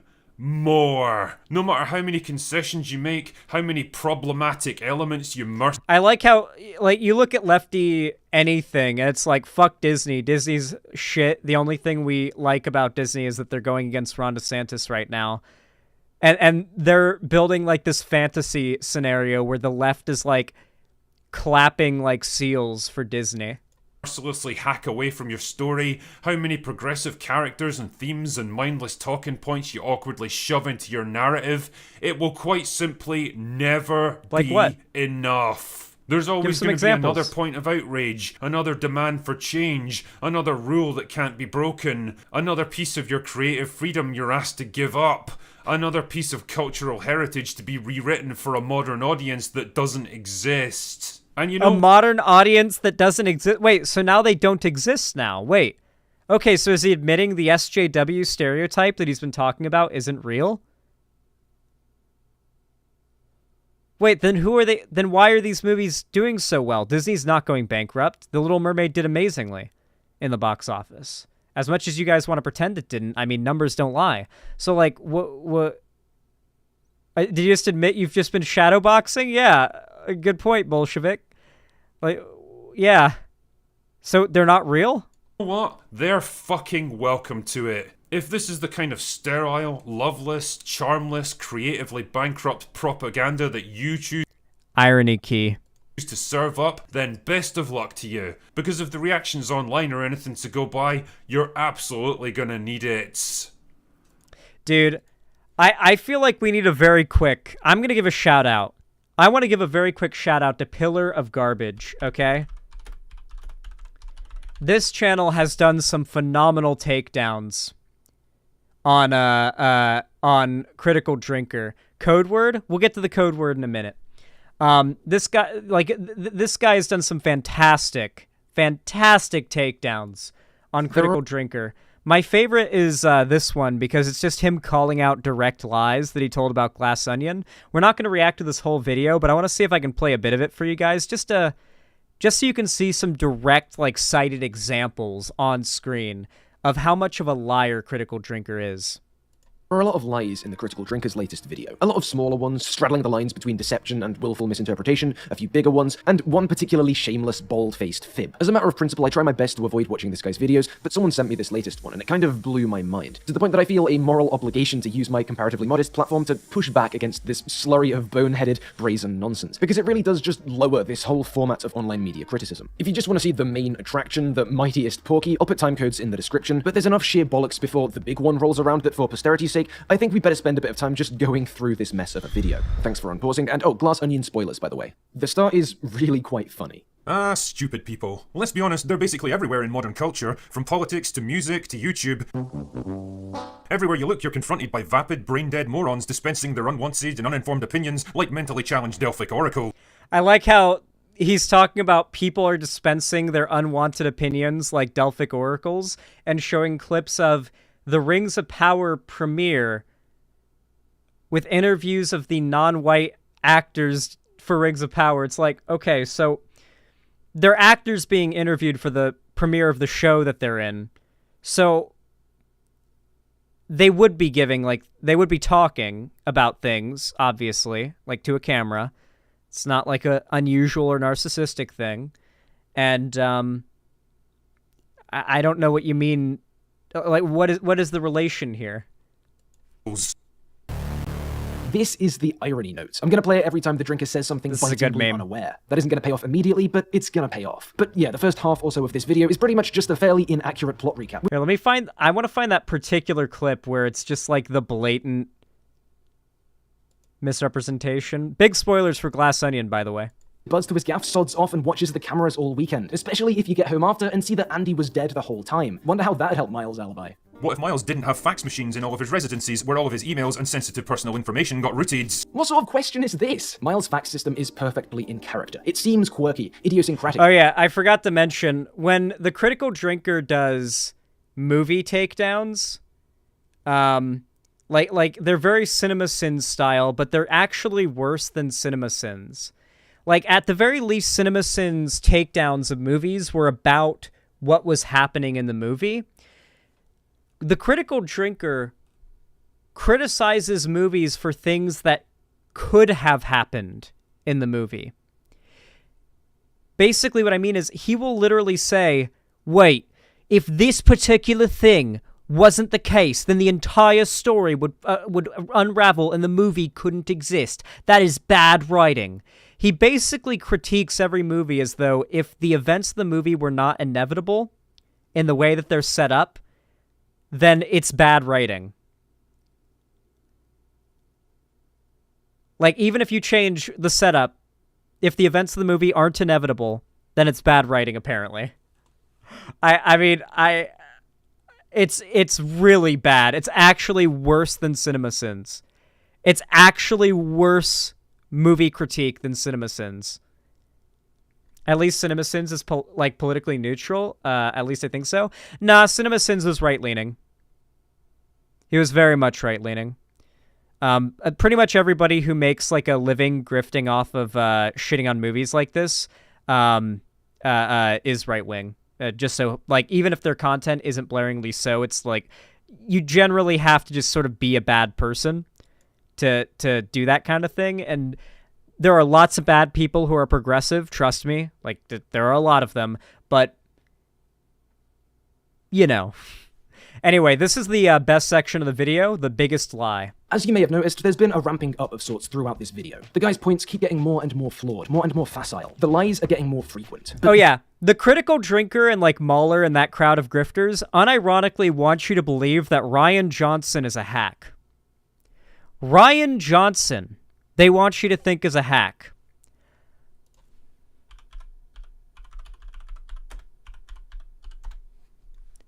Let me just bring something up for you guys.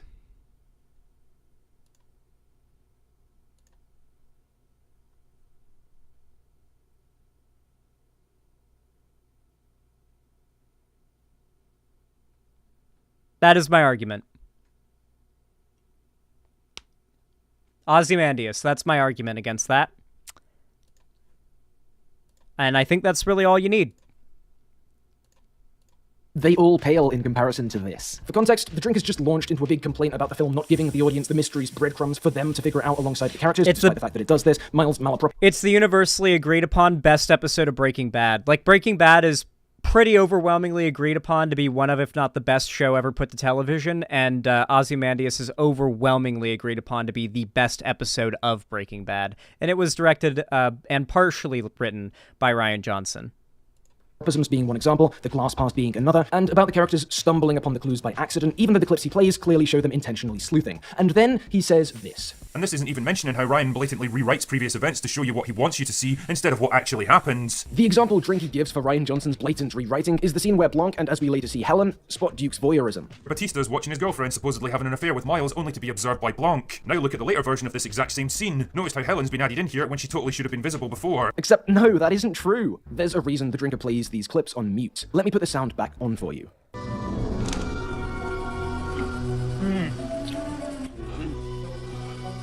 That was the first time we see this. There's a close shot of Duke, then we hear the twig snap, and then we pull back to a shot revealing Blanc. Here's the scene as we're shown it later on. He cut that out. We start with this slightly wider. He literally cut that entire like portion out of the clip of the movie he shows and mutes it, so you can't see.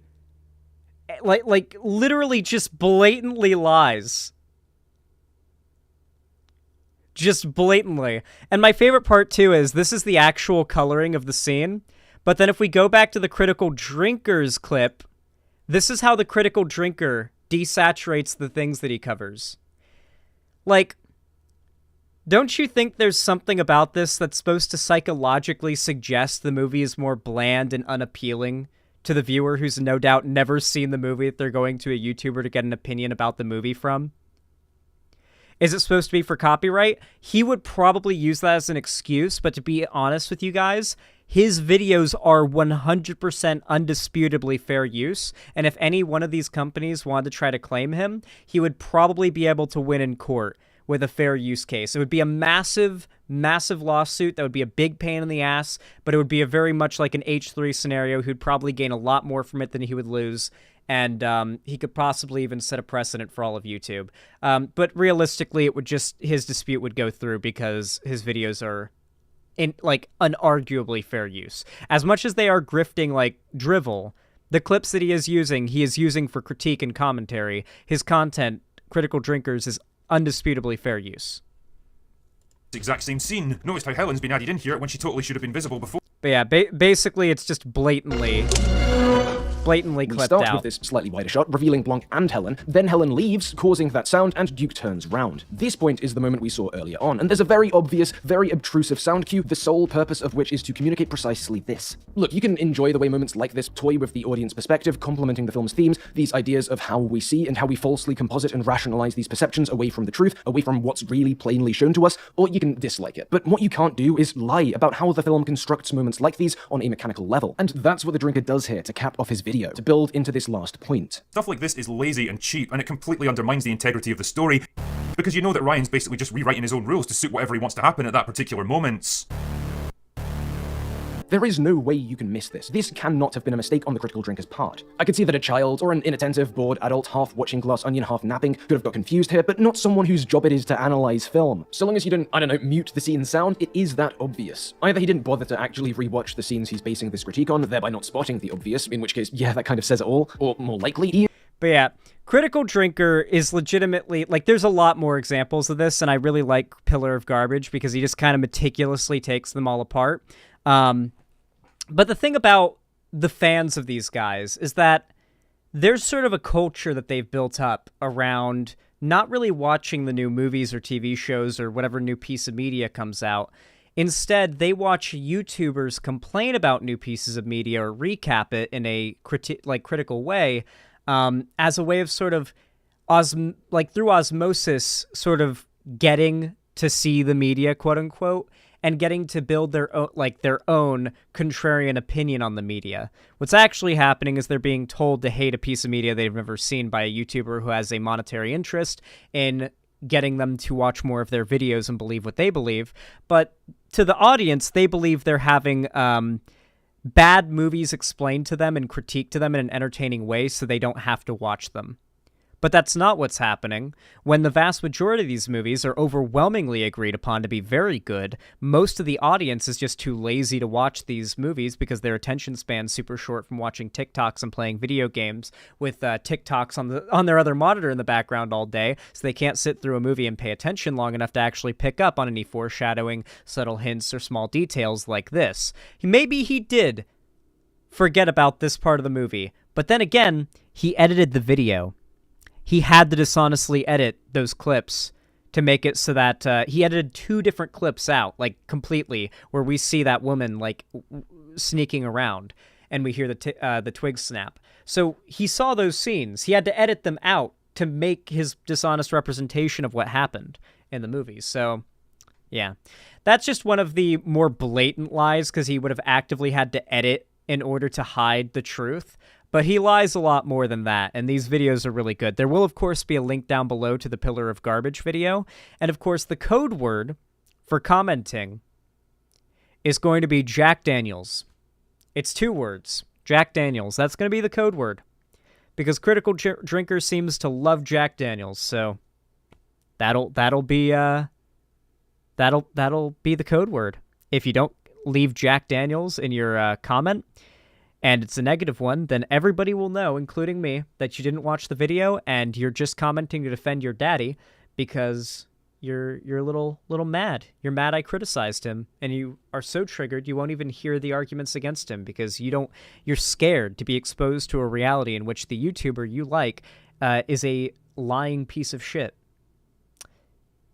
It's a sad reality, though, but you gotta wake up and join us in it. I think that was a really good segment. What do you guys think? I think that came out really, really good.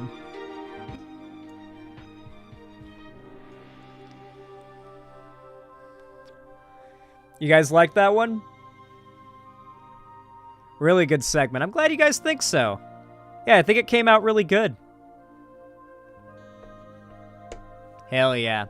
Oh my lord. Cherry T21, thank you so much for the 5 tier 1 gifted subs. That is so kind of you. Thank you so much. Gifted to Mazlab, Neptune72, Makin Steak, Skeptical Squid, and Lady Oscar. Thank you so freaking much. I really do appreciate it. Said, hey Zan, I don't think I can pour time into Final Fantasy, but I'm still fond of WoW, so do you think it's still worthwhile to level for the WoW Guild? Yeah, it's still worthwhile. I'm taking a bit of a break from it for now, but I will absolutely be getting back to it in the future.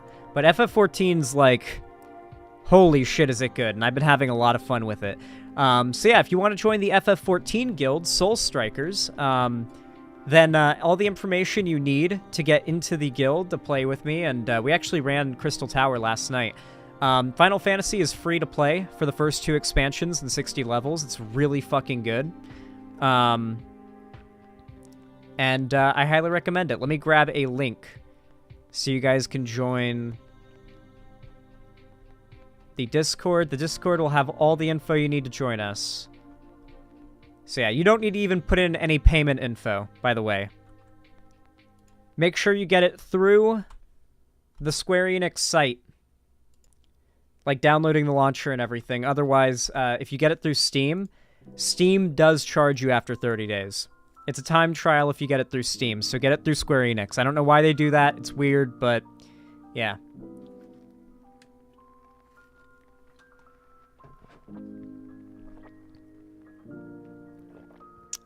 Hell yeah.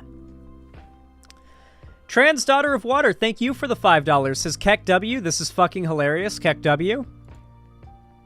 Let's see this. Thank you for the $5. I appreciate it. Yeah, it was a purple link. I figured this was going to be the Dubus Goobus video. Yeah, this video is really good. Very few things in history are black and white. A lot of it is gray. And that includes the Civil War. It was actually fighting for states' rights. States' rights to do what? Excuse me, sir? States' rights to do what? What did you want to use those rights for? You usually don't mention that part. I want to hear it. I wonder what you want to do with them. Well, the Confederacy didn't want to be oppressed by the North. Really? What were they preventing you from doing? What did they not want you to do? Listen, my friend, there was more to it than slavery for why we made the Confederacy. That is really, really interesting, because the guy who made the Confederacy, the vice president, said that was because they wanted to have slavery, and all the state constitutions said they wanted to have slavery, and they seceded the moment that the president got elected that was going to abolish slavery. Boy, the Confederacy sure looks slavery adjacent, at least. Now, anyways, states' rights to what? You're ignoring our other concern. Yeah, but among the concerns was slavery, so I don't care, because you deserve it, because you're evil. And slavery is evil. You should know this. By the way, could you answer my question, you fucking traitor? States' rights to do what?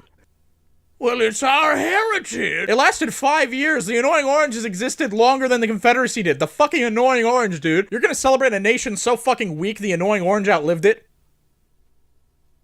Well, states' rights. Got Douglas.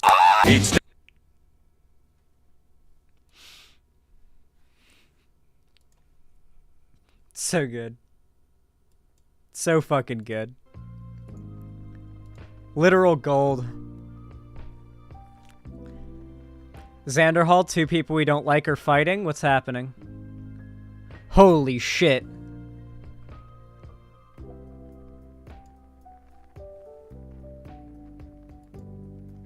What does me making a post about you have to do with me debating Tim Pool 2 months ago? I don't understand how they're connected. Are you taking credit for coaching him or something? I felt like cooking tonight, Lance. You hungry? Wait, why is Anna actually doing good at the shit talk here? What? I guess, like, they gave some right-wing intern her phone to do the shit talking for her on Twitter. Anna clip-chimped Lance. No, I have no doubt Lance is in the right here, okay? Like, Lance generally politically, like, I don't disagree with Lance politically on many things. It's just that Lance is kind of a piece of shit for attacking the victims of Illuminati's abuse and calling them malicious liars to defend her and then never owning up to it. Pretty cringe. Pretty cringe. I don't want them to both... I want them to both destroy each other in the fight, Lamau. That would be pretty funny, you know? If they just kind of, like, mutually just destroyed each other. That'd be pretty great. That would be pretty dope. That would be pretty poggers, if you will. Alright. let me get the next segment ready.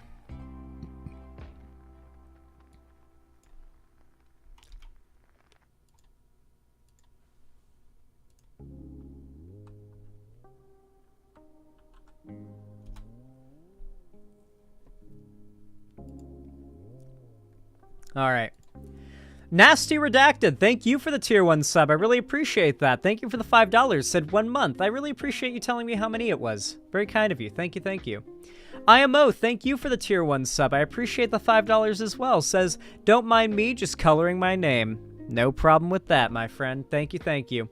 By the way, we've got a lot of people watching right now, 680 to be exact. If you are enjoying the stream, please consider hitting the like button over on YouTube. It's completely free. It takes half a second.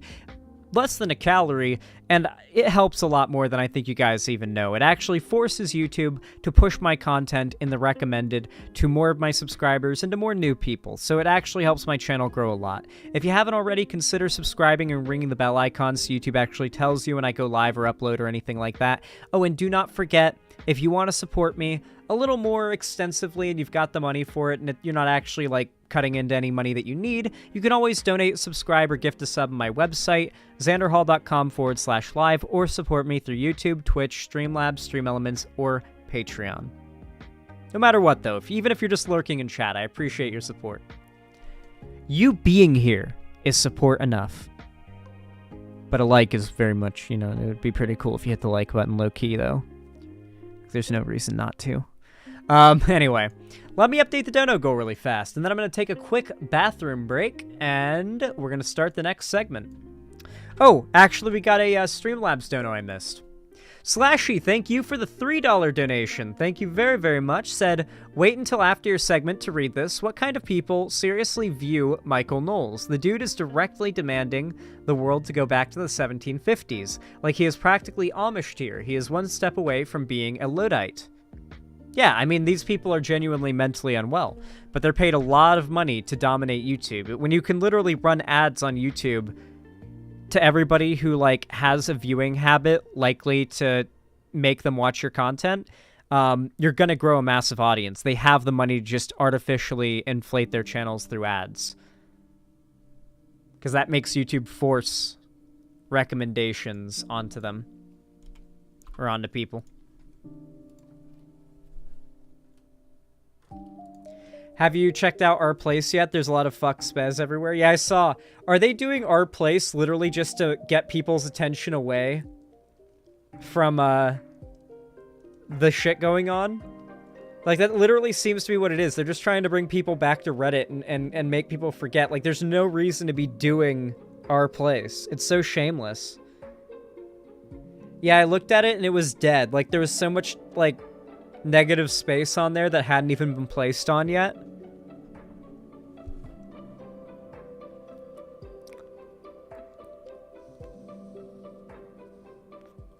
People forget I saw Keffels get 1.1k likes in about 20 minutes. Yeah, Keffels is the ratio queen. First day of Our Place, and there's already a trans flag. Yay. When I looked, there was like a really big Ukraine flag, which is pretty based. I like that a lot. Okay. I'm going to get right on to our next segment. But first, I'm going to use the bathroom. I will be right back. Please be patient. I will not be gone for long.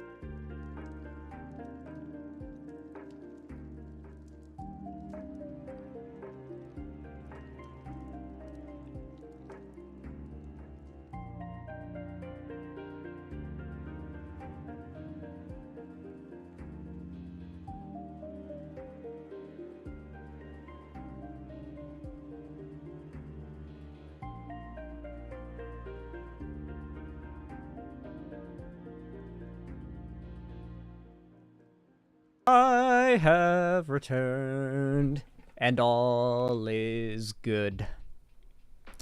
All right. I'm gonna take another sippy whippy.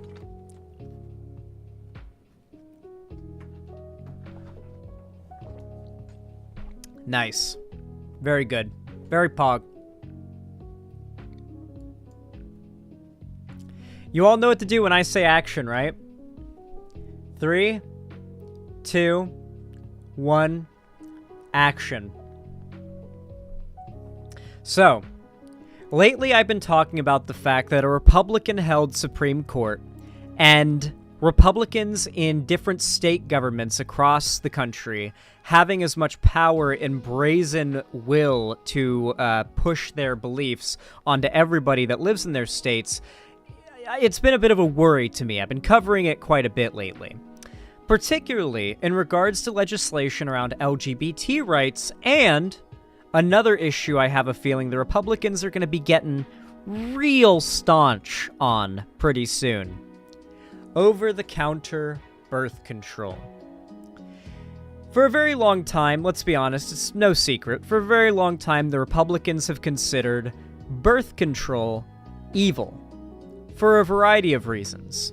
When you talk to different people who are right-wing and anti-birth control, you'll get a variety of different answers depending on who you're talking to. Let's say you're saying it on, like, you're on the internet, for example. Your average incel bro online doesn't like over-the-counter birth control because he thinks it gives women the opportunity to live lives in which they don't depend on a man having to support her as part of his family in order to get by in life. They don't like the idea of women learning independence and self-sufficiency and having goals and desires that are more, singular to themselves, which is something that has been normalized and acceptable for men to have for centuries, for as long as human men have existed. They're opposed to that because they believe that women's liberation leads to them not getting pussy and never, in their mind, getting a loving, meaningful relationship, right? What they think a loving, meaningful relationship is, what they see it as is like ownership and sort of a Christian slavery of sorts. If you talk to your average boomer at a church, they might say something along the lines of, contraception is unnatural. They'll say something like, contraception is unnatural, it's against what God intended because you are interfering in the natural occurrences of human biology. And it's like, so is cooking your food. Come on. So is wearing clothes. So is this. So is that. There's so many things that we do. Like, that is the most blatant cherry picking ever. Be honest about what you actually hate contraception for. And it's the third reason. It gets down to the third reason. Conservatives are overwhelmingly, principally at their core, anti-freedom. Many of them are Christian, or at least they believe in base Christian values. One of the core values of Christianity is that free will is both a gift and a curse that God has given humanity. Because it gives us the freedom to do whatever we want in life. We can live as much of a vain, sinful, happy to our standards lives as we want. But when we die, we'll meet judgment unless we repent, right?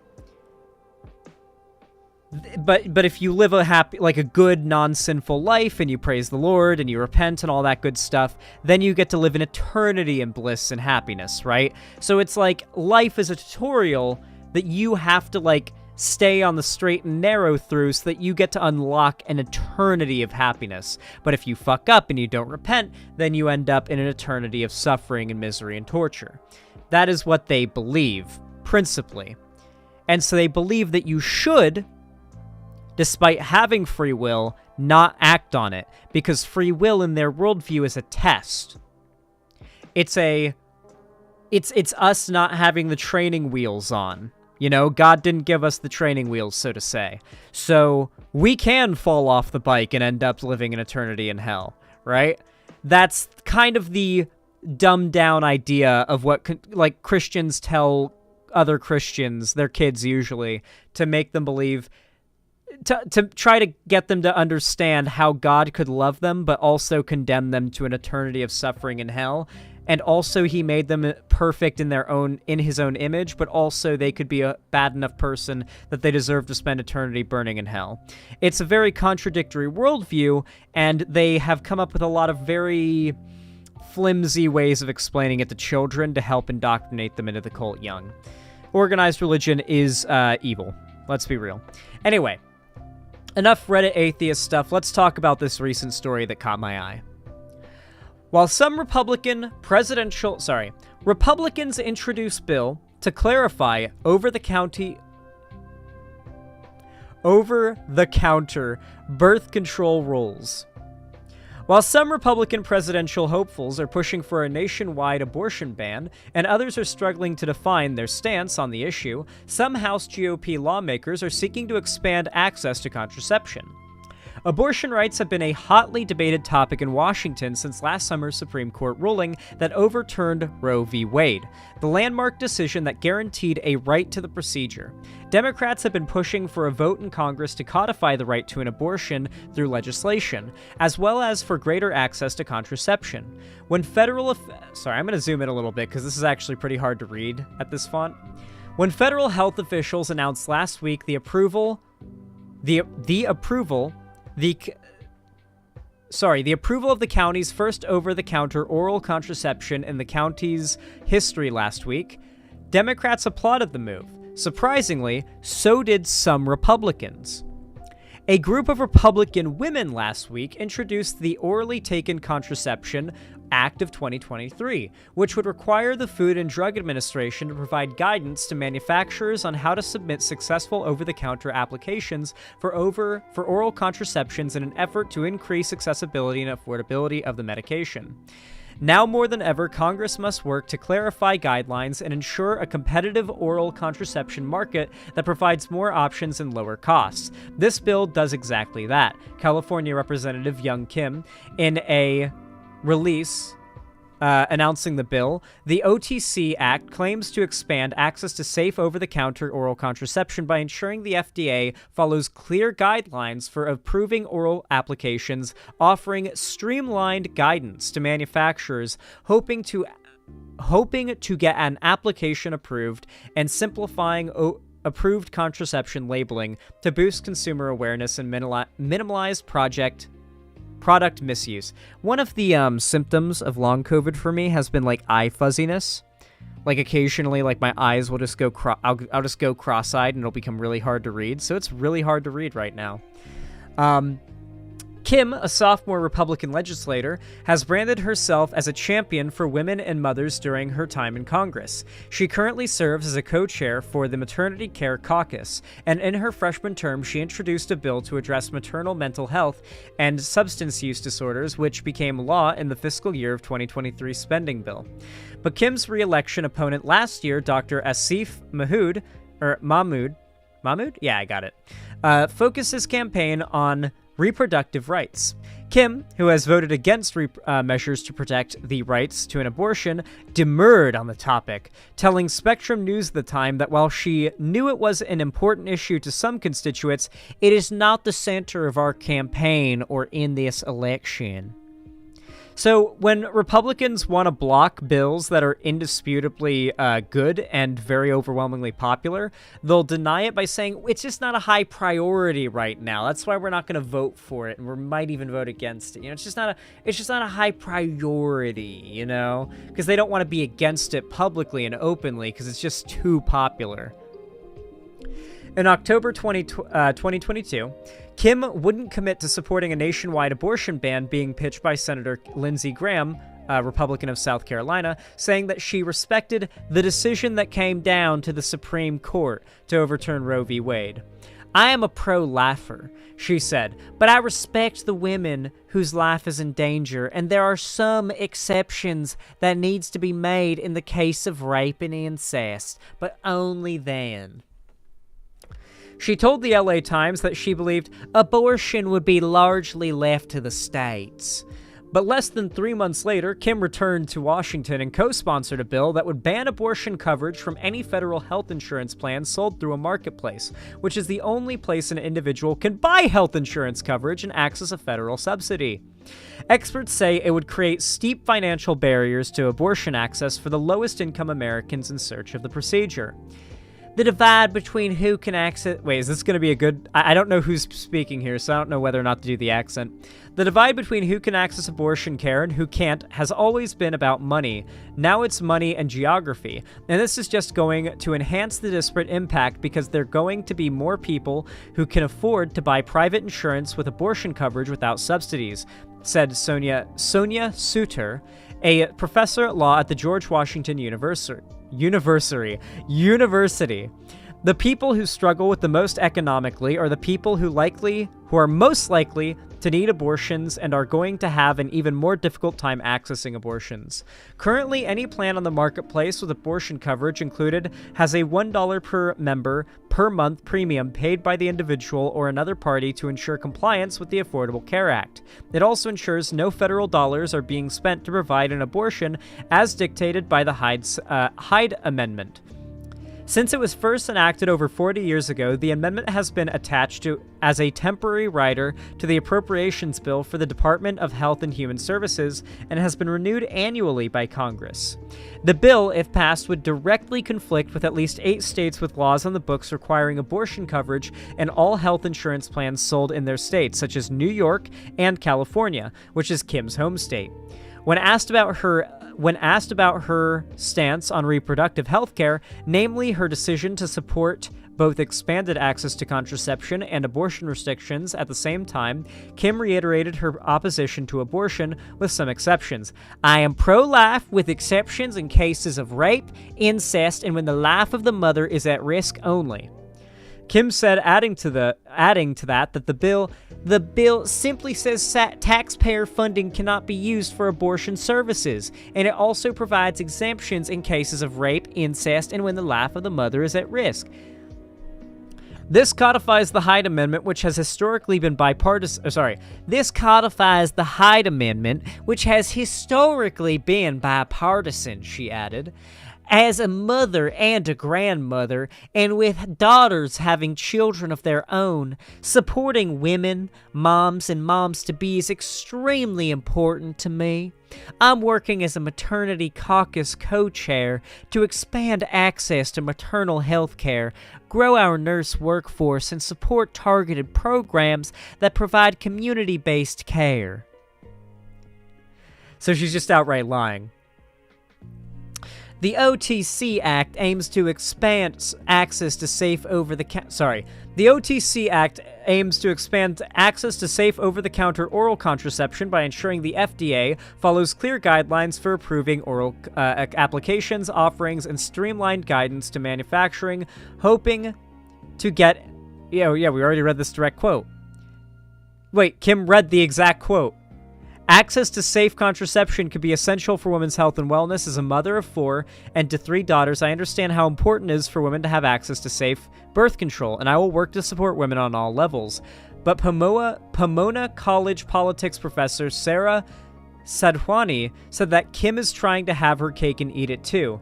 It's a great tactic for her because when she goes to talk to various voters within this competitive district that she's in, she can say to voters who are very concerned about abortions that she has worked to limit back access to abortions, while at the same time she might be talking to a more moderate crowd or a more progressive crowd within the district. She can also talk about her work to ensure access to contraceptions, explained Sudwani. She really is playing both sides on this issue of women's health. A spokesperson for Kim's office remained adamant that Kim respects the Supreme Court's decision to leave abortion rights up to the states and that the two bills have nothing to do with each other. It's unclear how Kim's abortion stance will impact her bid for re-election next year.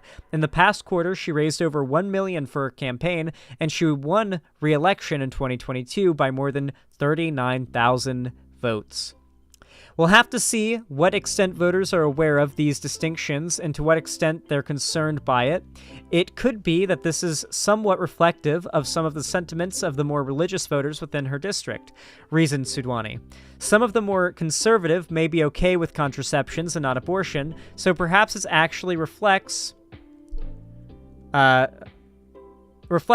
some of those voters, but it could also turn off some of those who feel like she's really trying to play it on both sides. Even the anti-abortion Republicans are having to let up on the anti-contraception narrative, and it's really just the most insane Republicans pushing against it. No, believe me, there are insane Republicans pushing against it. The thing is, though, they are all against it. They can't be against it publicly, but they are against it. Just like, do you guys remember back in 2016 when the right, like the Republicans and Donald Trump, pretended to be pro-gay and pro-trans so that they could use being pro-gay and pro-trans as a way of getting at Muslims? Because at the time, the most rhetorically popular narrative was to be anti-Muslim. But now here we are today, just, 10 years later, sorry, not even 10 years later, 6 years later, 4 years later, and the right is full-on death squad mode against trans and gay people. Like, they want to do death squads. Just because what they say they believe changes doesn't mean what they actually believe and want has really changed. Remember that, guys. It's important to keep that in mind.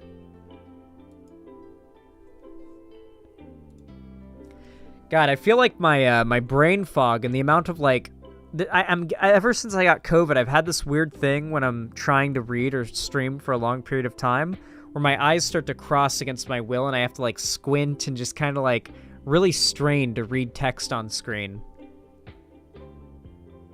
It's really weird. It's one of the less, problematic COVID symptoms I have because it's not painful.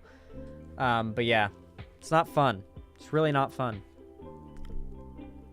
You're doing great. I have the same problem. Yeah, both me and Sherry got COVID around the same time. It's not good. It's not good. Anyway, remember, if you want to support the stream, you can always drop a like, subscribe, ring the bell icon, donate, subscribe, or gift a sub on my website, or support me through YouTube, Twitch, Streamlabs, Streamelements, or Patreon. Remember, guys, every last penny and every last like really does go a long way, and it really does help me out a lot. I really do appreciate it. Stokes Theorem, thank you for the 2 Tier 1 gifted subs. I really appreciate that. Thank you for the $10. Very based and pog of you. Said, taking advantage of the plummeting price of the dollar in Mexico, here are 2 subs. Hell yeah, thank you. I appreciate that. Thank you for the gifted subs to Nuckboy and Mr. Muffin Tops. Very based, very pog. Thank you.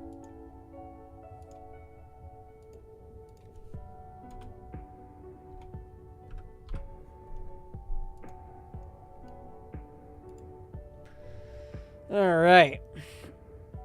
Really quickly, would you guys be all right with me making an announcement? I will, of course, be making more announcements about this in the future, but I have, I want to make it here on stream now as well. I think that would be cool. So, chat, you know how during Christmas last year, I did a Minecraft server that was public for you guys to join if you're a trusted, subbed person on my site, or you've gifted subs or whatever, or you've been gifted a sub. And you could join my Christmas server, and we would together build a Christmas Wonderland village over the course of 12 days. Do you guys remember that?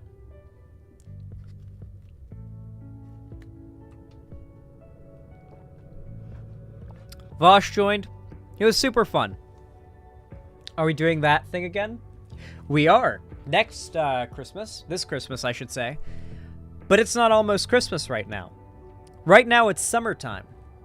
It is the peak of summer, which just so happens to be when my birthday is. I turn 24 in 1 week on the 27th. It's the 20th right now. And because I can't afford to go on vacation, and I'm too sick as well to go on vacation for my birthday, I decided to recreate my dream tropical vacation I've never gotten to go on in Minecraft. Allow me to show you guys what I put together. I've made a mod pack based around the Tropicraft mod, My favorite mod from back in the day. Like, way back in the day. Literally my favorite when I was a kid. I think it's actually my favorite Minecraft mod. And, it's for Minecraft 1.19.2. Let me go over the mod list. And then I'll tell you what the gimmick is going to be. We've got Zero's Minimap, Tropicraft, Tree Harvester, Trash Slot, Transparent, Text True's Rubidium Optimization, Swing Through Grass, Starlight, Spawn Balance Utility, Sophisticated Core, Sophisticated Backpack, Smooth Boot, Skin Layers 3D, Saturn, Rubidium Extra, Rubidium, Right-Click Harvest, Respawning Animals, Puzzles Lib, Pluto, Player Animations, Paintings Plus, or Excavation, Observable, Not Enough Crashes, No Chat Reports, Nether's Delight, Mouse Tweaks, Macaw's Windows, Macaw's Trapdoors, Macaw's Roofs, Macaw's Furniture, Macaw's Fences and Fence Gates, and Macaw's Doors, Leaves Be Gone, Kotlin for Forge, Just Enough Items, It Shall Not Tick, Gecko Lib, Fish of Thieves, Fast Load, Farmer's Respite, Farmer's Delight, Falling Leaves Forge, Essential Mod, Entity Culling Fabric, Edit Sign Mod, Diagonal Fences Mod, Delightful, Creative Core, Corpse, Collective, Cloth Config API, Clear Skies, Citadel, Chisels and Bits, Chat Heads, Capybara, Canary, Better F3, Better FPS, Bendy Lib, Balm, Architecture, Aquaculture 2, Ambient Sounds 5, Alex's Mobs, Let's Do Winery, Let's Do API, and Simple Proximity Voice Chat. So we will be able to talk to each other in-game as well. So tons of different things. But let me show you what that actually looks like really fast.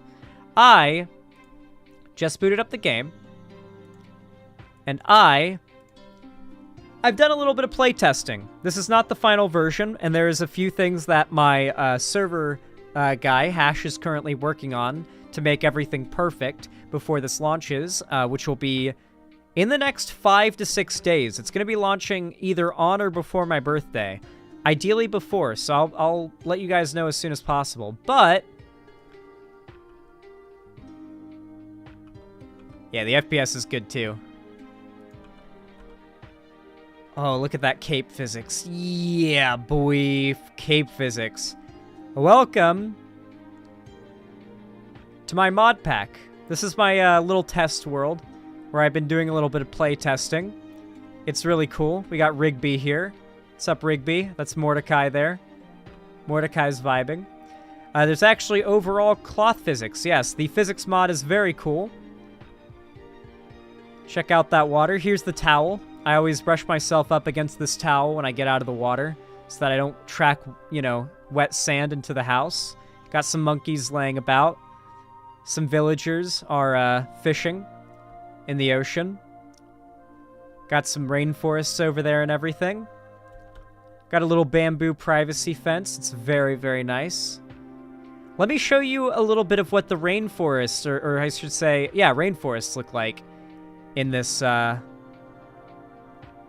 mod pack I've put together, because I think you guys will like it.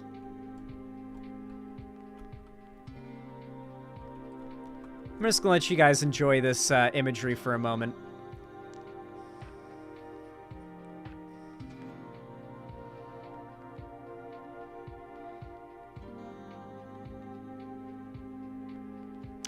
What do you guys think? I can see so many tree houses being made. I hope you guys do make some dope tropical tree houses. I already listed all the mods, but a lot of them add new mobs. So if I come down here, although not all of them are spawning yet, we've got hummingbirds, we've got some monkeys. We're gonna have gorillas around here somewhere. There's some gorillas, some like interesting new pigs. We got frogs. Cheetah, jaguar, Komodo dragon, anteater. You can probably hear the in-game volume, right? No, you can't. You can't hear the in-game sound. Hold on. Let me just... There we go. You should be able to hear the birds and stuff. So there's like in-game, like ambient audio and everything. The underwater is quite pretty as well. The longer you're underwater, the more it clears up, so you'll want to find ways of staying underwater longer. But it is very pretty under the water. Because it is, of course, the tropics, so it's all a vibe. I love the towel. My little banner I've hung up to be a towel. And so, yeah.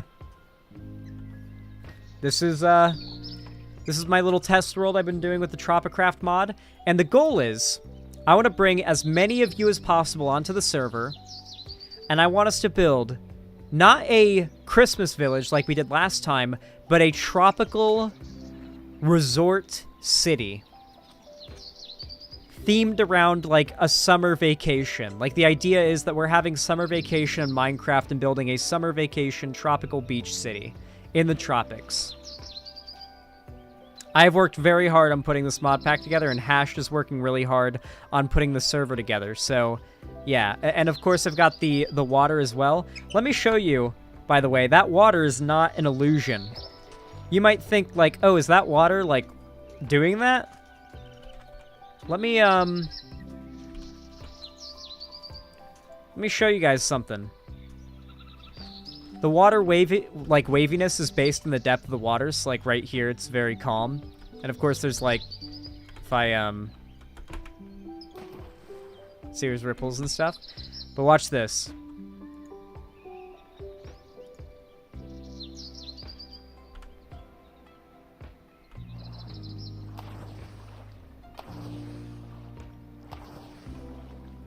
Boats are actually fun and cool now. You do little jumps off the waves. I tried everything I could to get this to work with shaders, by the way. It does not work with shaders. You can try, but it probably won't work. I tried everything, but I chose all of this stuff working properly together over getting shaders, and it was just, it seemed like the best choice, honestly. So yeah. Yeah, I think it looks really nice. We got the leaves falling from the trees. Do you think it's, like, too many leaves staying on the ground? They disappear, but I feel like they might be a little overdone. I can have Hash tweak them in the settings to go away a little faster. But yeah. Zan, don't lie, you just missed Florida, lol. No, this is nothing like Florida where I lived. I've never been to a place that's like this. I've never been to, like, a proper vacation destination. It looks good, though, but it would murder my PC. Probably not. My PC is really behind at this point. I just have a 2080 Ti, which is pretty good, but we're literally in the 4000 series now. Like, a lot of YouTubers have way better hardware than I do. I need money if I'm going to be able to afford any new PC hardware Reno. I just got a new PC. Hell yeah, Lena Lux. But yeah, everybody who's gifted a sub or ever has... and my trusted friends and quite a few other YouTubers are going to be welcome to join this. Guess what, guys? Do you know who else is going to be joining this? Any OG Minecraft YouTube watchers might remember Fods and Skitscape. Fods will be joining. If you know, then you know. I'm personally fanboying out a little bit over that.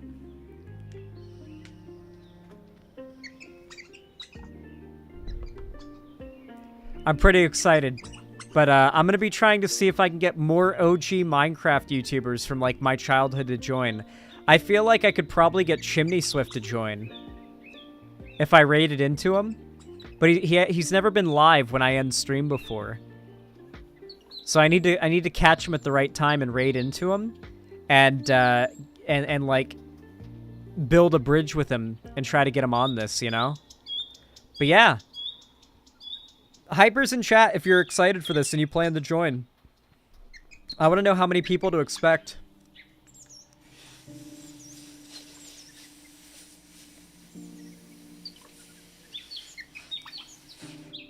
Minecraft Files Season 4 was peak, okay? If you want to see what was, like, the content I was watching during the best summer of my life as a kid, Minecraft Files Season 4 by Chimney Swift 11. God.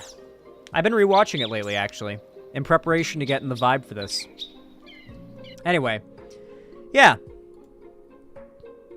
I loved his Tropicraft series. It was so good. That was the Minecraft Files Season 4. It's kind of demotivating knowing it'll be unplayable 2 weeks after. No, the mod pack will always be available. It's just the server will be down. The server can't go on forever. Trust me, it's better having a 2-week... The server will last 2 weeks, so 14 days instead of 12. Trust me, having a timer is way better. People will actually be on the server doing things with a timer. If it just goes on indefinitely, it'll peter out. But with a set end date, the server will actually be popping. People will be getting in and playing. Things will be happening. Memories will be made. No good thing lasts forever. It has to be a temporary thing, and we have to make the best out of it for it to be a memorable thing that we think back on fondly. Okay, I gotta get Minecraft? Hell yeah.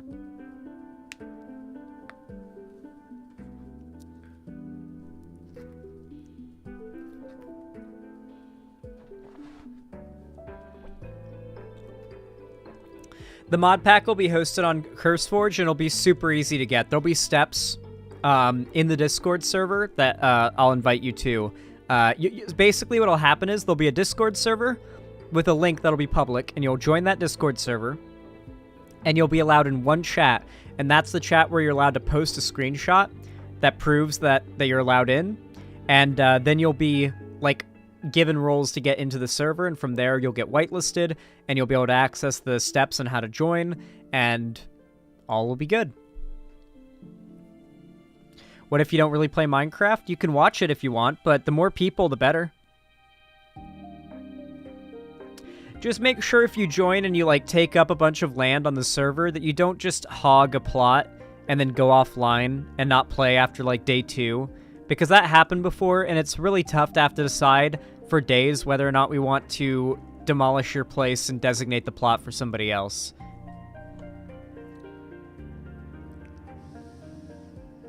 How do I prove that I've subbed before? You could probably have payment, like, info that would prove it, but you can also just go into your account on the site. It's way easier if you just go into your account on the site by going up to, like, the top right thing, and you can see on your account that you've been gifted a sub before. That's always there, so you can just screenshot that. Can I be your neighbor again? It depends on how quickly you build near me. It really just depends on how quickly you're able to build near me, because I imagine, basically, naturally I assume this is going to happen, but also I think this is how we should do it. My house is going to be, like, the center of the city. Like, that's where population's going to be the densest. It's where people are going to be, like, most crammed in next to each other, and as you get further from my place, the city's probably going to get less dense. But with Tropicraft, because the environment is so interesting, we might want to build a little more spread out this time. With the Christmas Village, I feel like part of the vibe is, like, makes it necessary that it's, like, super compact, you know? But I feel like we can air this one out a little bit more, you know? I feel like tropical... We'll find some references and stuff like that to inspire it, but I feel like a tropical city should be a little more spaced out and have a little bit more room to breathe than, like, a really tight-knit, cozy, warm winter village in Christmas time, you know? That would be a good idea, Hemorrhoid King. What are the qualifications to join? Just having subbed or been gifted a sub. You are able to join, Zoomy Dog. You can join.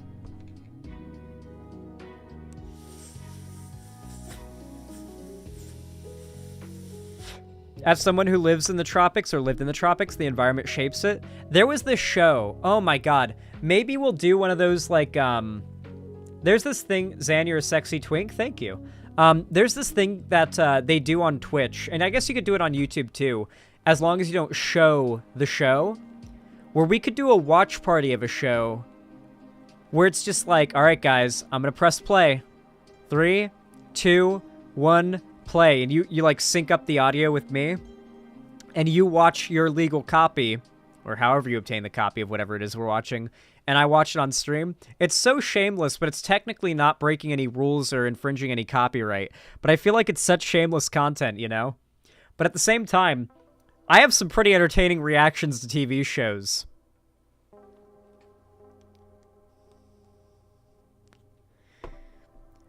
Well, what I was going to mention is there was this show. It was a house, like, touring show that I really liked. Okay, I think it was on, like, I don't know what channel it was even on, but when it was on, I loved it. Hold on. Let me see if I can find it. I think it was called Caribbean Life.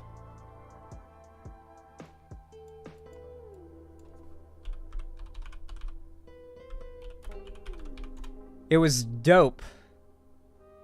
Yep, here it is. Wait, they have full episodes on their YouTube channel.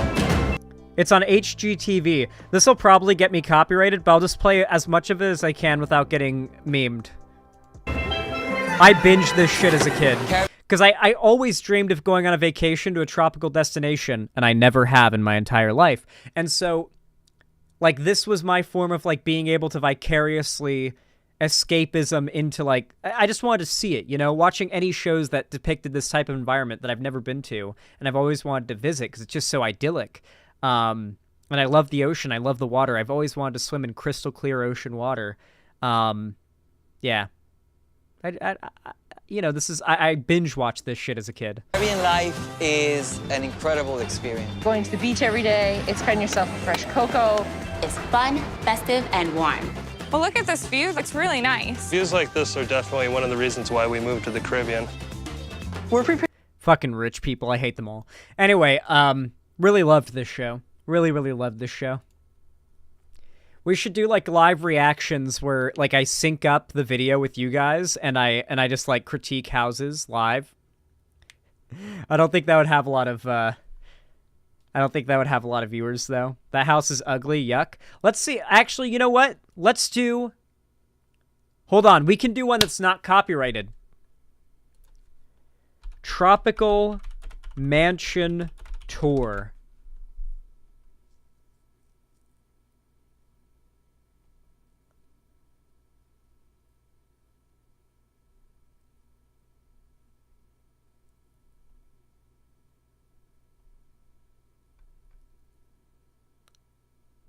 Here we go. What's up, everybody? This is the guy. This guy knows what's up. All right. This will be a good impromptu segment. Shitting on rich people is always fun. Sadhammer, thank you for the tier 1 sub. I appreciate the $5. Thank you for getting me one step closer to being $5 closer to being one of those goddamn rich people. I'm unfortunately not anywhere near close enough. Please, I like money. Give me money. I like it. All right. Oh, BogeyFan101, thank you for the $5 super chat. Says, don't mean to dampen the mood, but have you heard about the revived Pyrocynical drama? I don't know how else to spread the news. Yeah, no, Pyrocynical's, like, confirmed a groomer, right?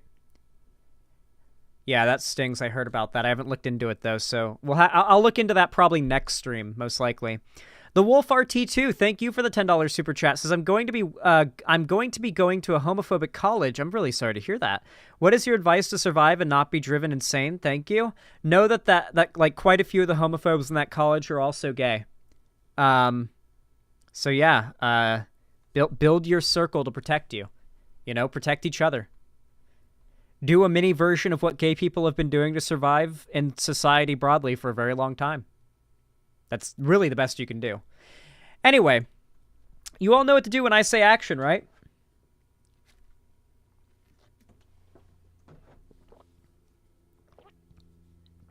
Three, 2, 1, action. If you guys have been watching me for a while, then you guys know that I have always had this dream of going on an idyllic tropical vacation to somewhere real close to the equator, crystal clear blue water, coconut palm trees, white sand beaches, like coral reefs and snorkeling and you know, tropical weather and all that. I've never been to a place like that. And I know it's like a lot of people dream of going to a place like this and never do, but you know, I'm one of those people. And part of my copium, in order to get by with the fact, you know, get over the fact I've never been able to do this, and maybe never will, who knows, depends on how successful my channel ends up being, huh? Despite the fact I might never be able to achieve this, I like to cope by shitting on people who have.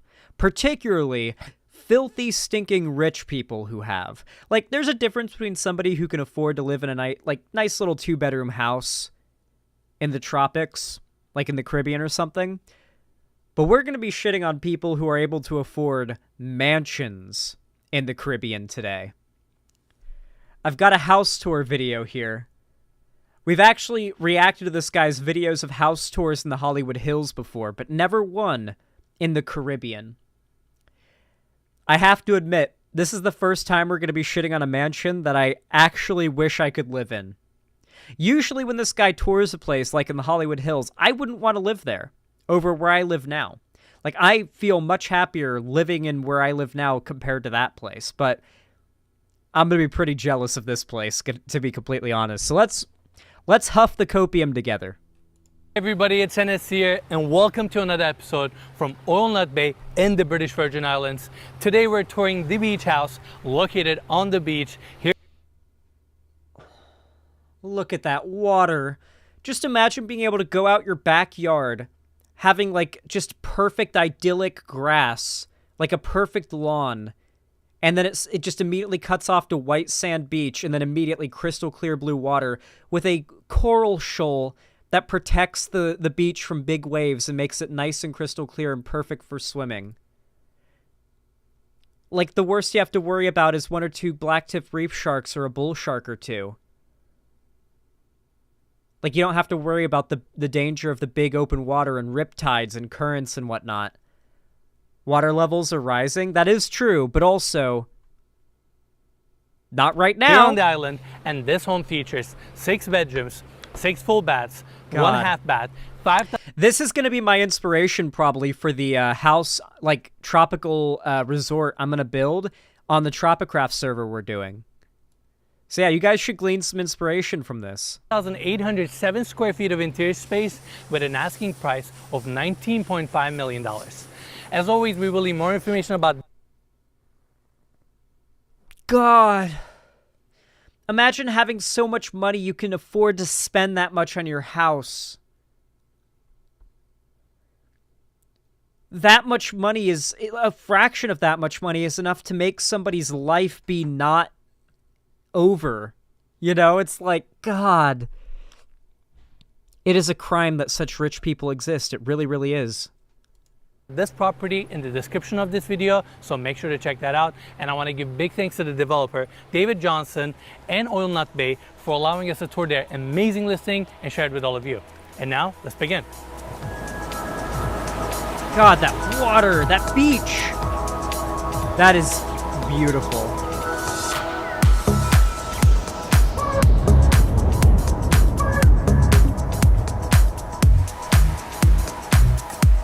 The crazy thing is, if I spent every dime that I have to my name, I could afford to, like, rent a really nice place in the Caribbean and probably get a 2-way flight out there for, like, a week. But that's it.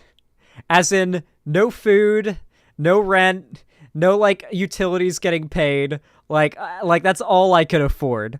You know, if I spent everything that I have, I could basically just afford the best vacation of my life, but that I would be literally broke entirely.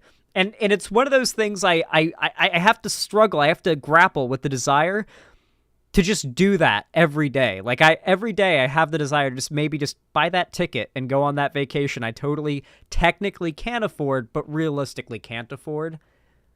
But I don't, because I'm responsible. But it is a constant temptation. Believe it or not, going on a tropical vacation isn't as expensive as you would think. Like, it's, you know, the trip itself can cost, like, as little as $500 to $800, which is a lot, but not, like, you know, not what I think a lot of people would imagine. But it's the stuff that you do there that costs a lot, right? And, like, the practicality and, you know, all that other emergencies and things like that, right?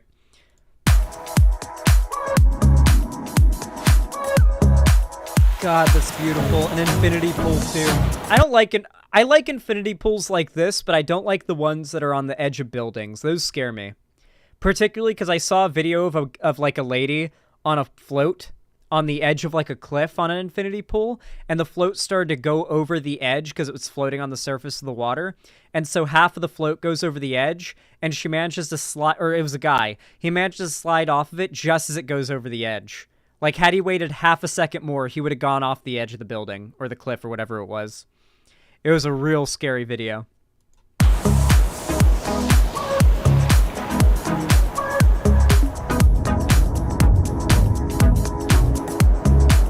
I'm gonna be honest, the aesthetic and style of this place is my style. Like, this is my aesthetic style that I like this sort of blocky minimalism with, like, dark colors, modern, sort of. I really like it. I really like this place.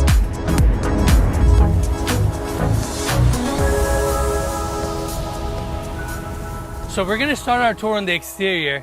Before I talk about the home, like, of all the places I've ever seen toured on YouTube, this is the closest I could say to being, like, my dream house. I'm gonna bring everybody's attention here. So these are the roads for the electric golf carts, because on this development, they don't have any cars. You go around with electric golf carts. Dog, imagine just riding up onto the beach with a kayak, with a fishing pole and some bait, kayaking out to, like, around here, throwing your line out, catching some big-ass, like, anything in that water, and just bringing it back to shore for lunch. Oh my god. Imagine that being your life. Look, at this person has a dock. You can't really see it through my chat, but this person has a dock with a little bungalow. Super fun. Zan, can you clean a fish? I'm from Florida. And that's why some of these roads are a little bit narrow, including the driveway of this property. Now, coming down this way, we have the house right in front of us. Beautiful, modern, tropical design. We have slate roof on top, stacked stone veneer on the exterior clad, and the driveway brings you to this point where you have additional parking spots on the left. Property is beautifully landscaped and set back from the street level, and you have additional parking around the corner. When I was a kid, my mom rented a golf cart for a really good deal for like 3 months during fall. And it was around Halloween. And it was one of the coolest things ever to just, like, be bored. And we would just get in the golf cart and go for a golf cart around the neighborhood. Like, we'd take the dog for a walk and we'd just, like, take the golf cart to an area, get out and take the dog for a walk. And the dog was old and didn't have good hips, so we'd just get it back up into the seat and then golf cart around, and the dog could enjoy, like, time outside, smelling all the smells and seeing the neighborhood and getting to move around quickly without walking. And so we'd do golf carts around the neighborhood with the dog when she got tired from walking and couldn't walk anymore. And so she would just have to stop to do her bathroom breaks. And she loved it, and it was just so fun. But eventually we had to turn it back in because it was only a 3-month rental. But it was so goddamn nice. If you could afford to rent a golf cart and try that out as, like, your way of getting around your like, area, and that's feasible, it's nice if you can. It's really nice. Again, beautiful modern home. And coming this way, we have this opening here, double doors. And I really like these screen details that they have on each side, and we're gonna see that in the H. I would like a matte black, like jet black for these slats. I would have preferred, like, stained jet black wood for these slats. I think that would have matched a lot better. They're actually power coated aluminum. They're not wood. They have that wood finish. Well, and going, I would have liked them in, like, jet black. I think it would have looked nicer. In, we have these steps with rocks in between, taking us to the atrium. I like it. Above us, we have these I don't care for this art piece. I don't care for things like this. I would have preferred, like, a functional koi pond or duck pond and, like, a real garden in this area rather than this, like, weird, like, hippie contemporary art shit. It's just not my style. I would have liked an actual functioning koi pond with, like, little rock islands for turtles that I could, like, put in there and stuff. That would be my thing. Because this is actually, like, the perfect enclosed courtyard for keeping some level of animals. Like, could you imagine raising your quail in here? Not the best climate for it, but, like, in terms of the layout, this is an enclosed yard made of the building. It's perfect for raising your quail inside, if that's what I, wanted to do in this. Beams with the darker finish. For any animal, And we just open up to this. Big ambition, Zan. I like that. I mean, I aim high and you can only miss high, right? Incredible courtyard, tree on the left, beautiful modern design elements throughout. And on the right-hand side, we have this reflection pool And right in the center, we have this art installation that looks... I would have liked an actual functioning koi pond or something. Stunning. Head It's empty. called Search for Enlightenment. And I would call it head empty. And each one of these pieces cost $150,000.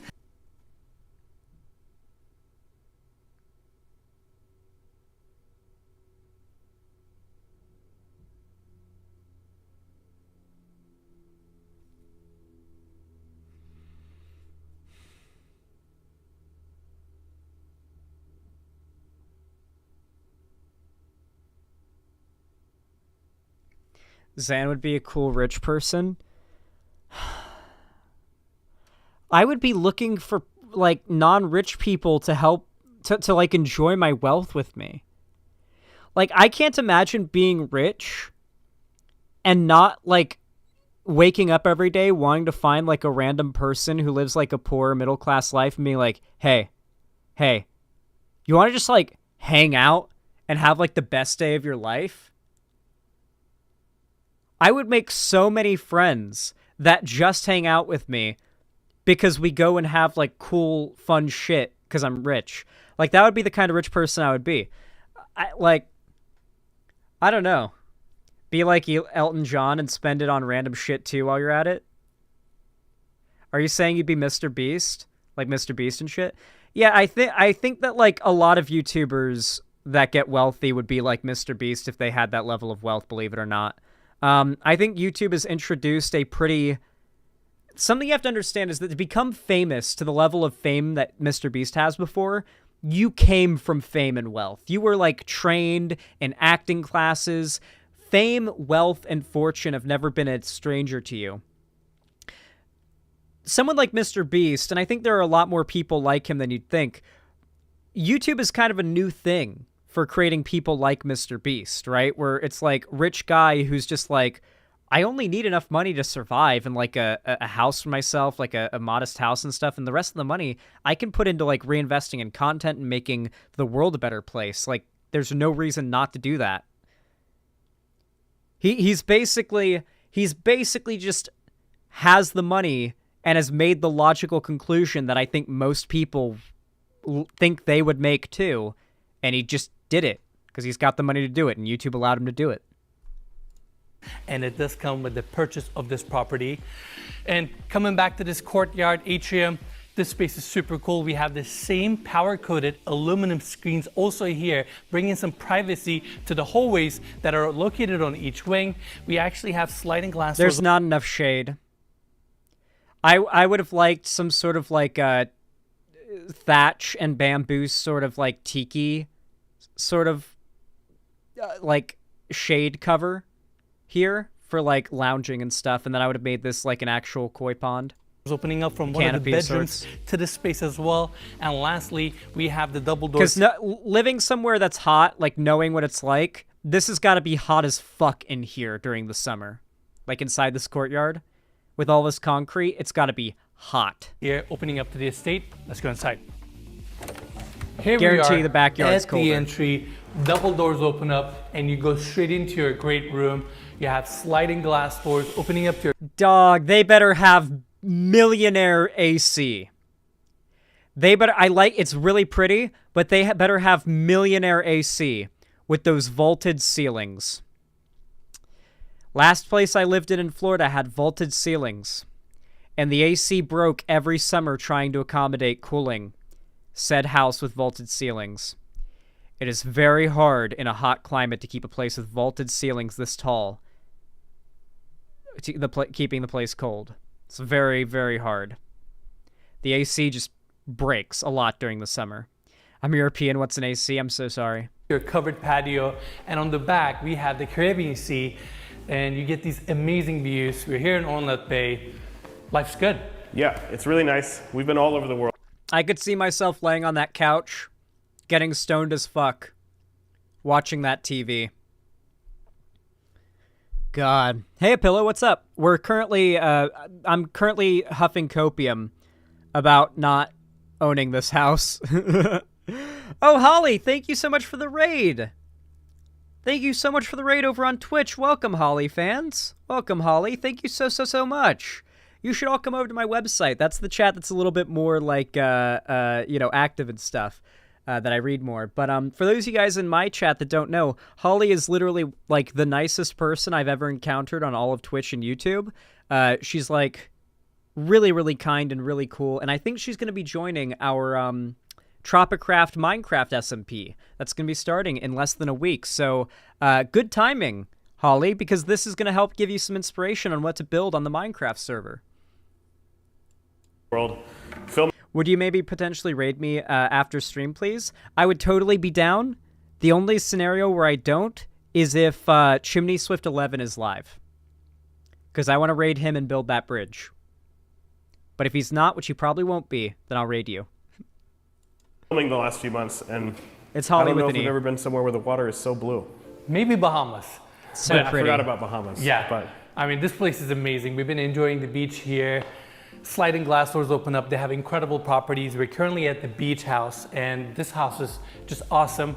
You have great ceiling heights. They have this vaulted ceiling detail built from cypress it's wood. lit. Has this It's nice LED lit. dark oak stained finish, and the same ceiling detail actually. This is objectively beautiful. You can't tell me this is bad architecture and bad design. This is objectively nice design. Like, this is objectively nice. Like the entire glass wall to open up to the ocean as well. Beautiful. It goes all the way to the outside, which creates this nice cohesive design and connects the inside to the outside. Did you guys see it too? The wasp nests. Those little tropical wasp nests where they make themselves those little like hard, like sandy nests that are like a little lump. You gotta get rid of those. They're a pain in the ass, but you gotta get rid of those. They'll break up the wood and destroy it.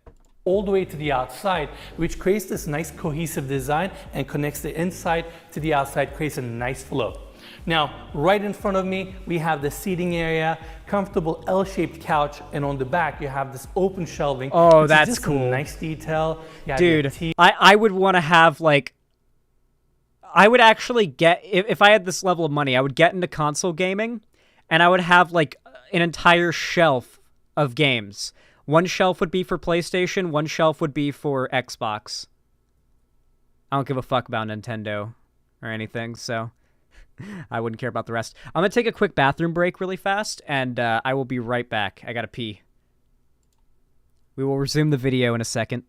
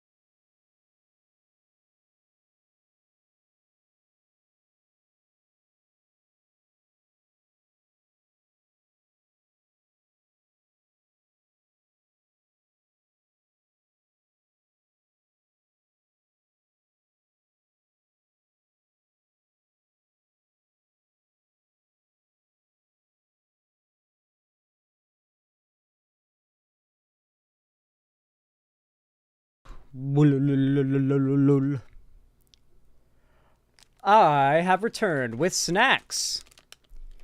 An empty stomach and a full bladder makes my commentary bad, so now I feel a lot better. All right, Cherry, you can resume it now with the editing. You can cut that. You can cut my bathroom break out. TV, again, high ceilings. They even have some LED lighting around that's the pretty. perimeter. And it's of not this room, huge. And it's just a nice, cozy. Notice how this house isn't like insanely huge, like most of those like over-the-top Hollywood mansions are, where it's like just obscenely massive and too much for even 2 or 3 or 4 or a whole family to live in. This place is like reasonable to live in as one person, or even like, you know, 2 people, or like you could fit 1 person or 2 families in it, right? Comfortably. And you could certainly have like your entire extended family and your extended family's family over for like a weekend. Spot, you sit down, watch TV, and enjoy these amazing views. Now, on this side, we have the office, but first I want to bring everybody here so we can cover the kitchen. Island in the Thank you for the tier 1 sub, Holly. I really appreciate that. And the same to you, Radcon Dad. Center with a waterfall edge countertop. Induction cooktop is also located here with a vent above. And on this side, we have some of the base cabinets, paneled fridge and freezer, your built-ins, extra countertop space. And on this side, we have this massive kitchen window assembly here with 2 casement windows, opening up the glass panels to the atrium that we saw earlier. And you can see the screen details as well. Additional base cabinets here. We have an espresso machine. We like these and we use them all the time. Been using it quite a bit today. Absolutely. And we have the sink here, dishwasher, all white cabinetry, light and bright, beautiful kitchen.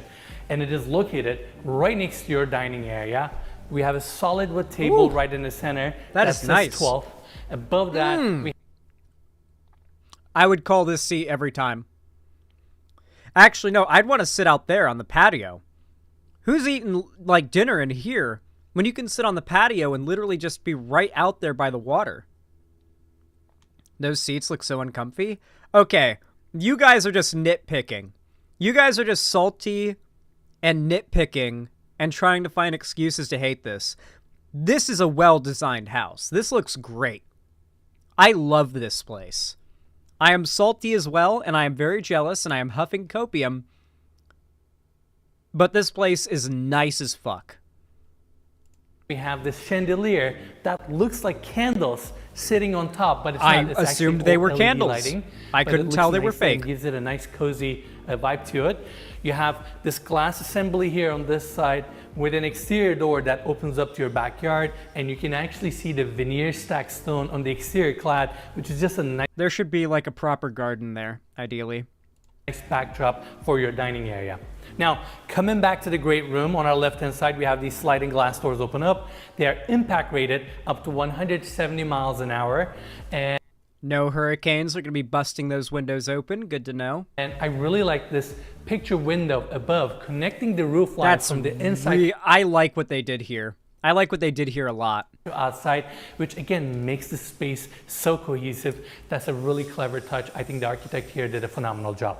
Now, a couple more things about the house and the development here. They have a really nice maintenance program where they take care of your house for you. When it comes to upkeep, fixing anything, that way you can be far away. You can own this estate here and you don't have to worry about anything. Old Nut Bay takes care of everything for you. They also have a really nice...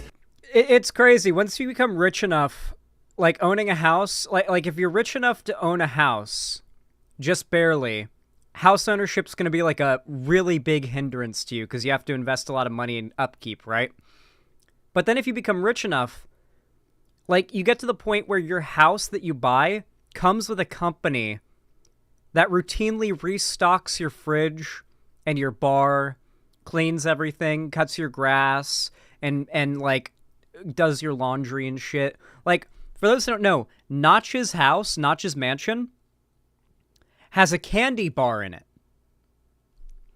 that is restocked by the candy company as if it was like a store's stocks. He just calls it in and gets it restocked as if it was like a store. And that came with the house. That was part of the deal with the house. Notch's candy bar. Like, not a... You know what I mean. Like, not a candy bar, but like... Yep, here it is. This gets restocked.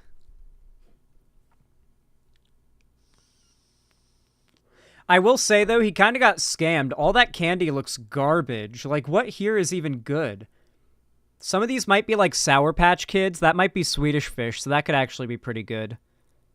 Those could be wrappers for, like, chocolate.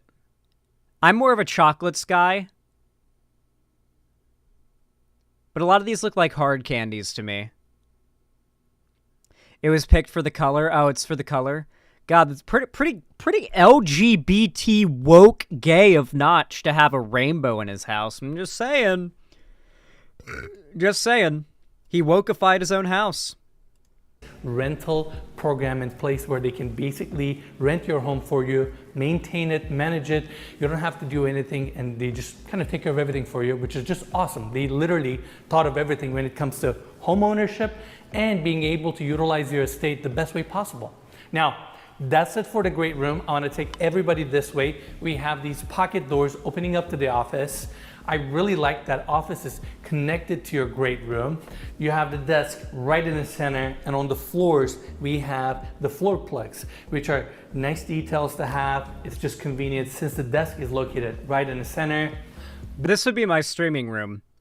Well, actually, no, it couldn't be my stream. Well, no, I would have my desk like here. Like I wouldn't want a desk like this. I'd want more of an L or C-shaped desk. But I like that it's glass, but I could see myself streaming in here.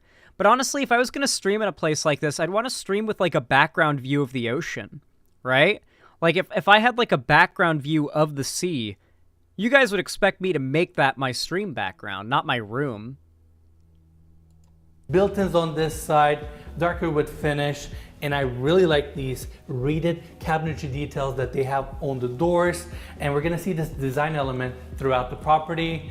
Additional built-ins on this side, open shelving, LED lighting, just a nice office, and also you have this massive picture window here with 2 casement windows. I like the slats, your automatic they're nice. shades, and these casement windows open nicely, bring some fresh air. I want to skip ahead. Bedrooms? Okay. Hallway, you have your built-in closets. The bedrooms are pretty and nice. This room has sliding glass doors opening up to the... It would suck to clean. You don't have to clean it. Houses like this come with like a cleaning crew built in. Like when you buy the house, that's like for life usually included with houses this nice, people this rich. Because they just spend so much money down on the house. Part of that includes like these 2 sculptures are both $150K each.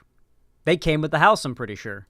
The atrium that we saw earlier. Yeah, it so comes you have with a great slaves. indoor-outdoor flow, ton of natural light coming in, and of course, this room has its own bathroom. It starts here, freestanding tub, right across you have your walk-in shower with a rain That is head, nice. and of course, bathroom comes with a beautiful vanity setup with That is just objectively nice. 2 windows, great size. Now, I want to take everybody back to the hallway so we can continue our tour. Obviously, this house is super like bland. And like there's no personality to it right now, but like I would fill it up with different like decorations and stuff that match my personality and whatnot, and I feel like I could fill the space pretty well. Right next door we have the 2nd bedroom. They should just give me this place for free. What if I just called them and asked? There is, you know what? Unironically, asking for things for free works sometimes. And sometimes you don't have to ask. And then it makes you realize what would have happened if I asked for more, right?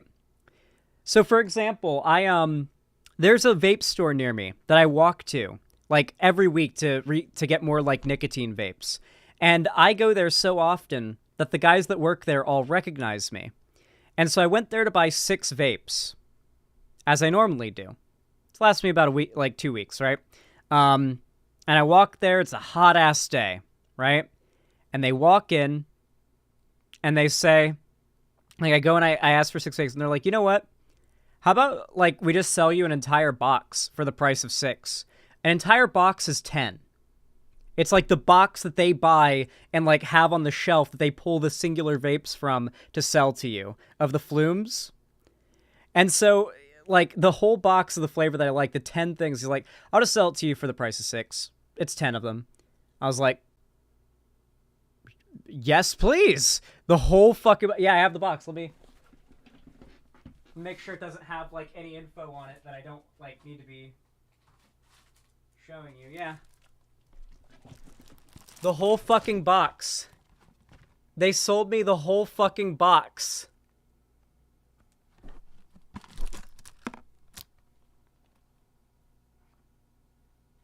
For the price of 6.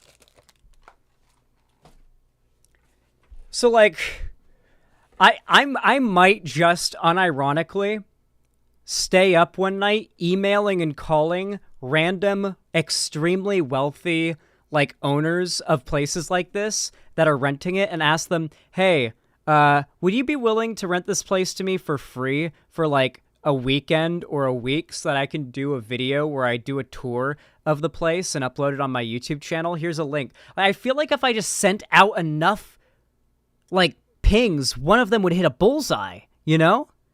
I feel like eventually someone would be like, you know what? Yeah, sure. Yes, someone would say yes. I actually think someone would say yes. And then you squat there. I wouldn't squat there. You ask them and say, I'll do a video like touring your place and like staying there for a week. And if you're renting it out, like it's a vacation rental, so you're trying to make money off of it. And so making it go semi-viral online is a good way to bring attention to it. People are going to see I stayed there. People are going to see that I enjoyed it, presumably, and possibly want to rent it themselves. It's going to bring publicity to it. It's not a bad business decision. Like Lil Dicky did for his music video. Yeah, Lil Dicky did that. Holy shit, you're completely right. Thank you. Thank you for reminding me of that, Kavinsky. You are a fucking big brain genius. Lil Dicky. Funny ass rapper, like he's funny. He's like a comedy rapper. He collabed with Snoop Dogg once, so he's actually a pretty big deal. He did a music video where the entire idea of it was not spending any money on the music video. Yeah, it's called Save Dat Money. Not spending any money on the music video. So he walked around the Hollywood Hills just ringing random people's doorbells, asking if he can get like some footage of him with like a bunch of women that he just asked to be in his video for free to do his music video. So he just builds this parade of people, camera people that are just volunteering, random hot women that are just volunteering, random millionaires that just decide to let him, spent $1, that just allow him to film the music video in his house. The nice old lady that let him do it too. Like, there are some rich people out there that will just say yes to that kind of thing. I gotta try. Sometimes if you ask, you get a yes. And there's no, like, law against asking a rich person if you can do, like, a free stay tour in their house. It has the same furniture like the bedroom that we just saw, opens up to the side of the property. I really appreciate these sliding glass doors. It just connects the outdoor to the indoors. And all of these rooms have a very similar design when it comes to furniture, accessories, design elements, so it's very uniform. Now, around the corner we have the full bathroom, comes with a freestanding tub. In fact, all the bathrooms in this house have a freestanding tub and a walk-in shower, which is super cool. You have your picture window here with a casement on the side, and coming this way we have the floating vanity with 2 integrated sinks, chrome fixtures, and across from that, this door opens up to your water closet, and of course we have the walk-in shower in here with a rain. I like multiple bathrooms, but God, I don't like the big window, even if there is privacy. Chrome fixture. I just wouldn't be able to like. And we have this door opening up to the first feel primary privacy.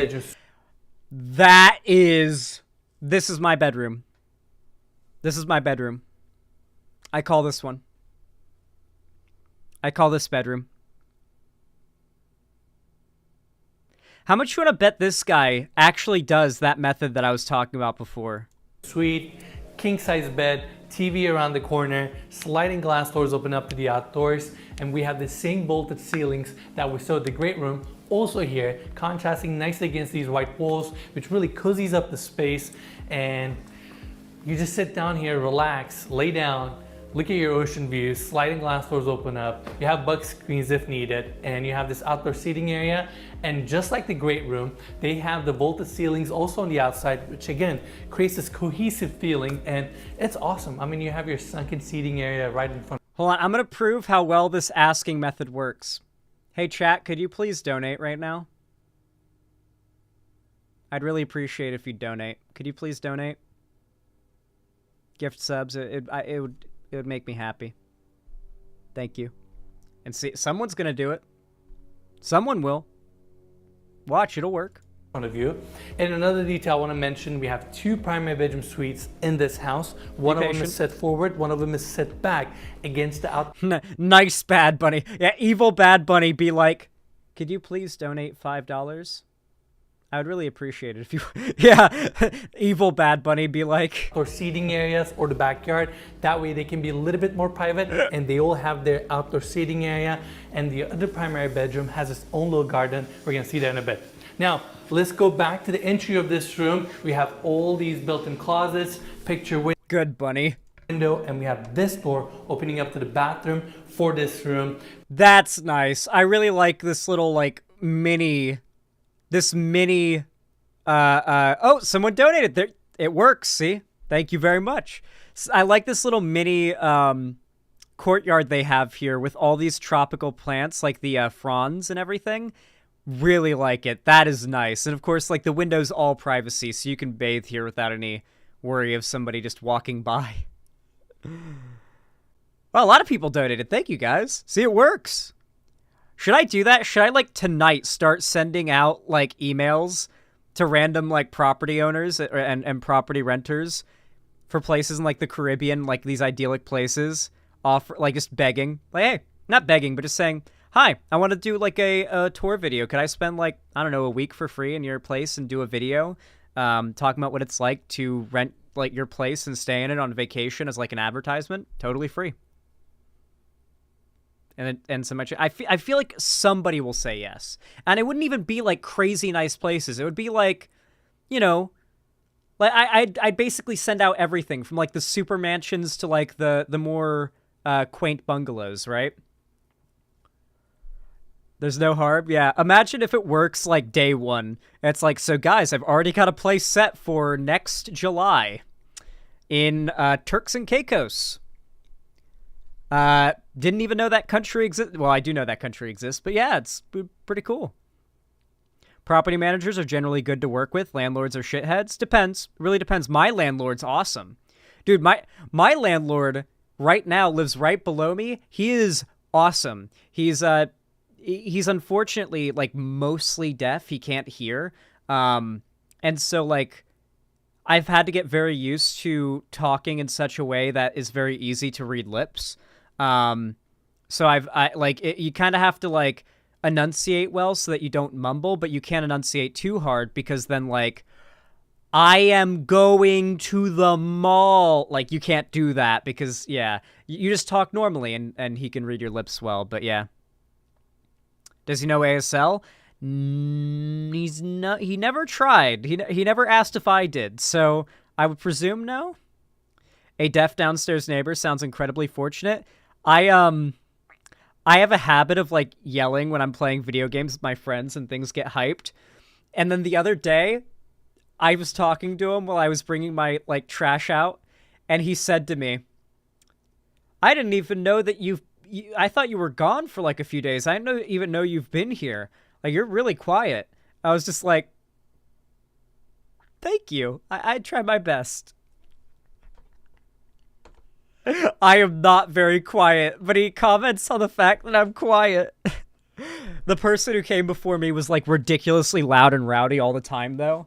But, like, he can't hear me, but I'm a fairly loud person. Yeah, I don't know. Yeah, I like my landlord a lot. I think he's great. There are some good landlords, okay? We have the same finishes also here with the natural stone floors, freestanding tub, your floating vanity here with 2 integrated sinks, nice light color palette, and of course you have your walk-in shower with the same finishes, rain head. You have your fire, base cabinet, sink, and the laundry this room has an extra room refrigerator, and bedroom. so I want to mention that. Now we're at the end of the hallway. 2 storage I want to see the closet. backyard. The backyard's what I really want to see. Let's see the backyard and the beach. Oh, and there's a sidewalk too, so you're like in a commute. I like that it's part of a community with like a sidewalk, and so you could actually sit like on the beach and like talk to people and see people walking by and say hello.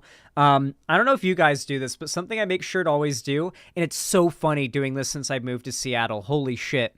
I say hello, good morning, or good afternoon to every person I pass in the street. Unless it's like really packed with people, that's not practical. If it's like a person every 10, 20 seconds or more, I say hello, good afternoon, good evening, good morning, whatever it might be. Just in passing, just good afternoon. I would hate that. They always freeze up. They always freeze up. I love doing the smile, good afternoon. It actually helps so much with being, like, melting away any social anxiety you might have. Us Washingtonians hate that, Lamau. I know, and I love the reactions I always get, where they get the, I think it's called the Seattle freeze. It's so goddamn funny. So I basically, you know how in Red Dead Redemption 2, when you go into, like, Valentine for the first time, you're just like, howdy, ma'am. Hey, mister. Howdy, mister. Good morning, mister. How are you, ma'am? Hey there. How are you? You know, to everybody as you're just racking up your honor points. I do that walking down the street. I literally greet everybody as if I'm farming honor points from it in Red Dead Redemption 2. But what I'm farming is social points. I'm getting better at socializing with strangers. I'm too awkward. I could never.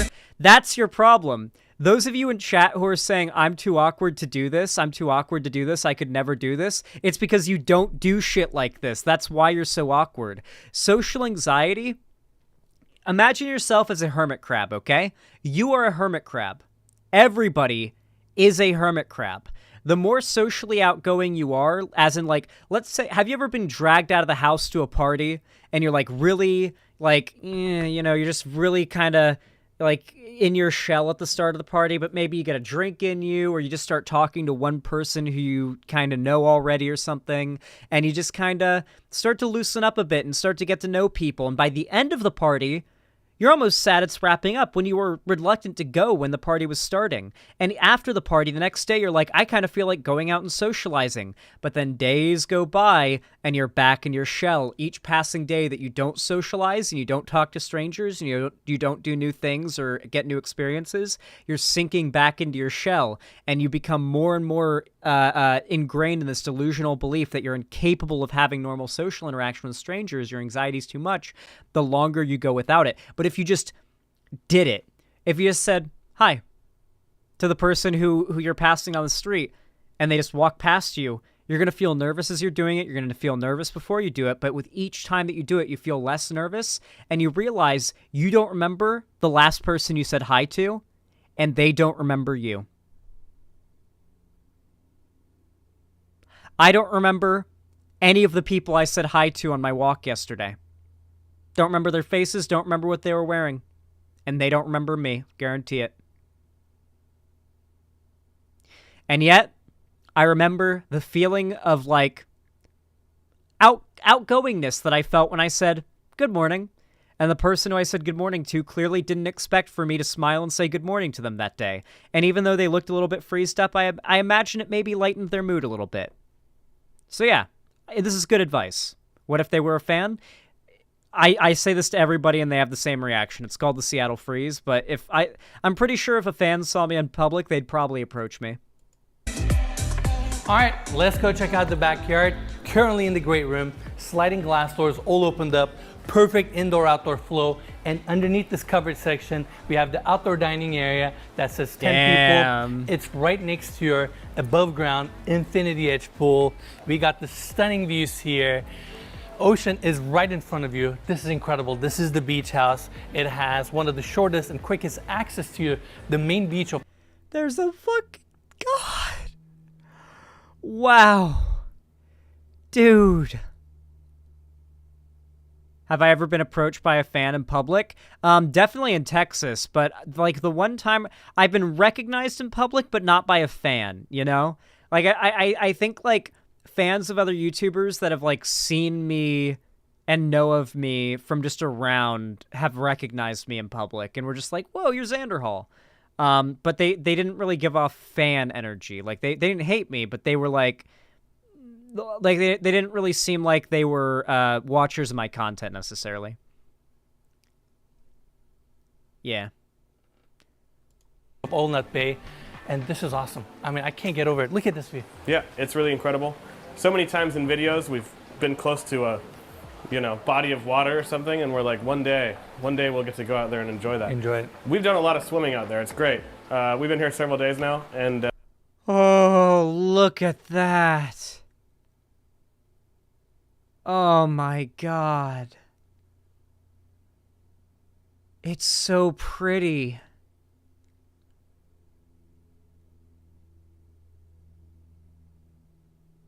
It's so clear. It's really nice. That's all I have to say about it. This place Imagine is the heaven on earth. fishing. I mean, it's so peaceful. Imagine, like, oh, there's no groceries in the fridge. I'll get the fishing pole and the kayak, and I'll catch lunch and dinner. Dude. The landscape here is so beautiful. These properties are incredible. Walnut Bay, the hospitality, everything about it. It's been an amazing trip. For sure.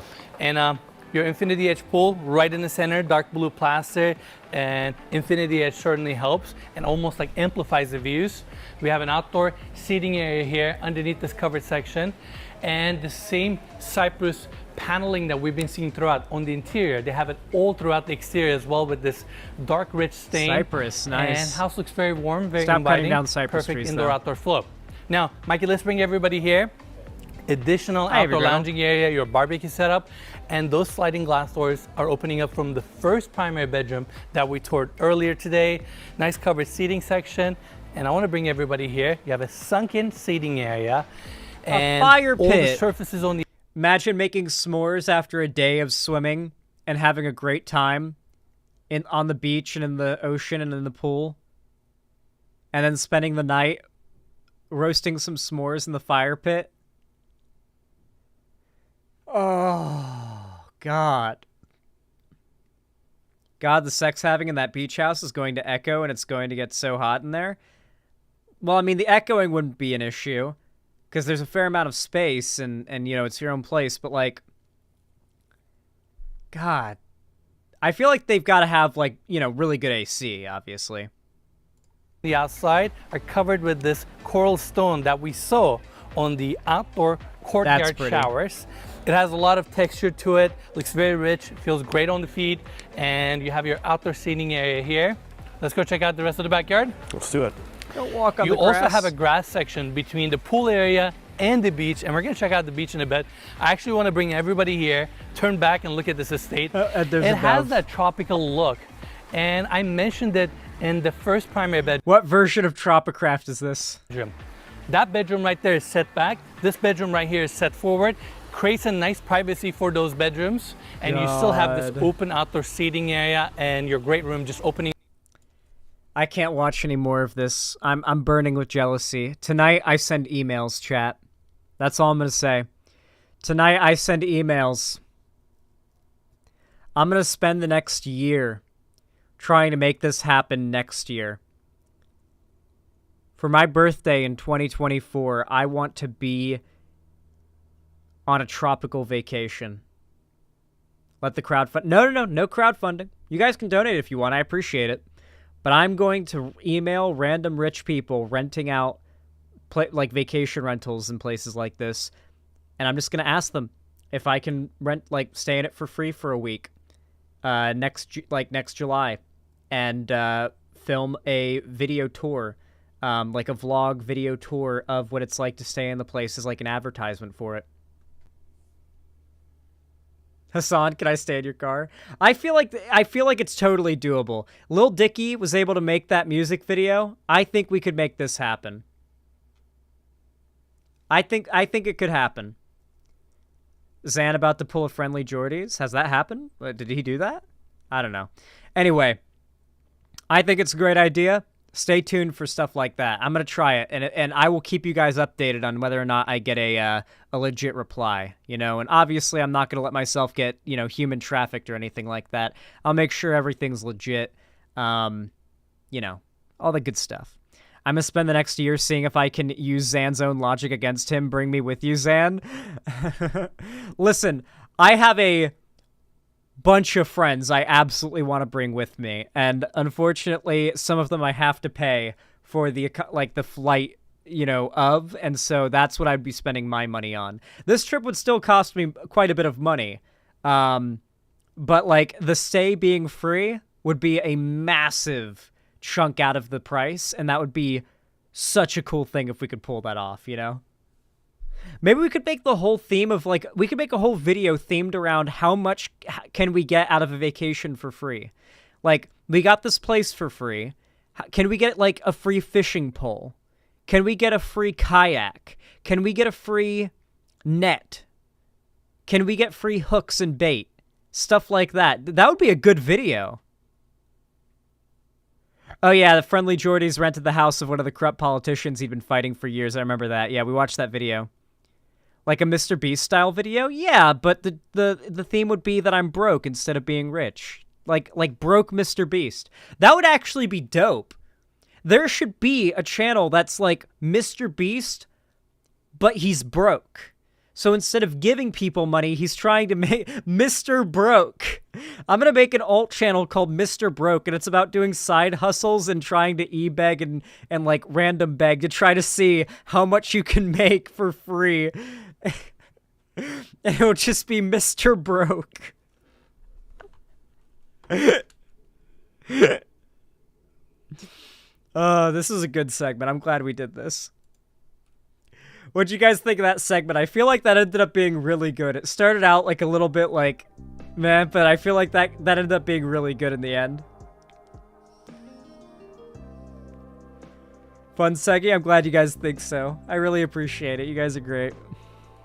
Let's read some of these donos. Thank you, guys. Sadgehammer, thank you for the $5. I really appreciate that. Thank you for the kindness. Says, just be rich already. Thank you. You helped me get $5 closer. I love you, buddy. Thank you. Jade Monkey, thank you for the tier 1 sub. Thank you for the $5. So sometimes people say yes. Sometimes they say yes. Let's hope I get a yes on those emails. Thank you so much for the $5. Hemorrhoid King, thank you for the $5. I really appreciate it. Said, here you go, Lib. Theory worked. See, guys? You guys need to use that too. I want you guys to start asking to get things for free. Like, you get an order of something at the gas station or something. Like, let's say you get like a pack of cigarettes and like a pack of beer and like a snack. Ask if you could get something free with your order. Just ask. And if they say no, just say, can't, couldn't hurt to ask, right? Like, just laugh it off and then and say, have a good one. And go on with your day. No harm in asking, but what if they say, sure? What if they just straight up say, sure? Because that can happen. Like, why not? Try it. Deterra Dude, thank you for the $5. I really appreciate it. Thank you for the 5 buccarinos. Very based in Pog. Zan, I'm a minor. I can't buy either. Well, but buying, like, whatever at the store, like, I use those as an example because, like, gas station's just the first that came to mind, and those were the first things that came to mind that you would buy at a gas station, but regardless. Thank you for the $5, Detura Dude. Dejaro, holy crap, thank you for the $20. Thank you. Said, why, yes, I will donate to my favorite streamer, Xander Hall. Glad to hear I'm your favorite streamer. Thank you. It's very based and kind of you. Midnight Kitty. Your name is wrong on here, but Midnight Kitty, thank you for the 4 tier 1 gifted subs. I really appreciate that. Thank you for the $20 as well. Very kind and based of you. Gifted to Razg, Slothdos, Voxophonist, and Arcadia.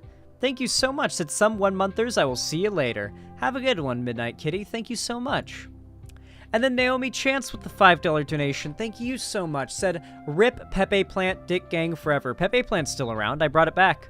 It's still alive, Naomi Chance. It's all good. Pepe Plant's been resurrected. Cherry killed it, but I brought it back. I will be having a word with Cherry about deleting Pepe Plant, by the way. Because it was a pain in the ass to get it back. And reinstating emotes is pretty difficult, so... Wait, it's gone? Huh? Wait, no it's not. Wait, Cherry re-removed it? Cherry removed it again? Alright, now I'm really gonna have a word with Cherry, because it was a pain in the ass to add back.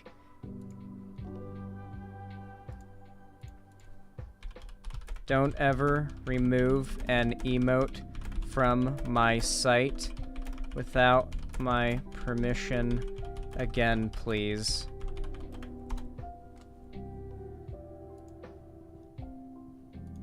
There we go. Had to lay down the law there. Cherry's done it a couple times before, but that can't be happening. Why did Cherry do it? You guys were spamming it a lot, so what Cherry needed to do was, like, mute people who were spamming the emote for, like, 5 minutes, but instead, like, removed it from the site twice after I added it back. So, like, yeah, that's... Yeah. It's a pain in the ass to add it back. I don't want to have to add it back a third time, you know? She said it kept getting vids demonetized or some shit. Yeah, but, like, probably not. I don't think it was getting videos demonetized. I think it was the spam that got it memed. But yeah, I messaged Cherry about it. I thought Pepe plant spam was just an offline thing. It was happening while I was streaming. There are a few people in chat that love the Pepe plant emote, so they'll spam it. And it's good to post when it's relevant, but people just kind of spam the emote for no reason. But yeah, I like having it for when it's relevant, though, because, like, it's a good meme. Minus, thank you for the $5 donation. I really appreciate that. Thank you so much. Says Xanderhall, do you understand what you have done? Hytale is showing up in my fucking dreams. What the shit? I want that game so bad. Also, flawless lib strategy. Yeah, Hytale has appeared in my dreams many times. Yeah. Yeah, I've dreamt of Hytale many times. Me too. Yeah. You're welcome to the boat. One day, my friend, that dream will be real life. How did you feel about the name of Keffel's stream last night? My sex cult is way better than hers, okay? I went on her stream and I straightened that all out.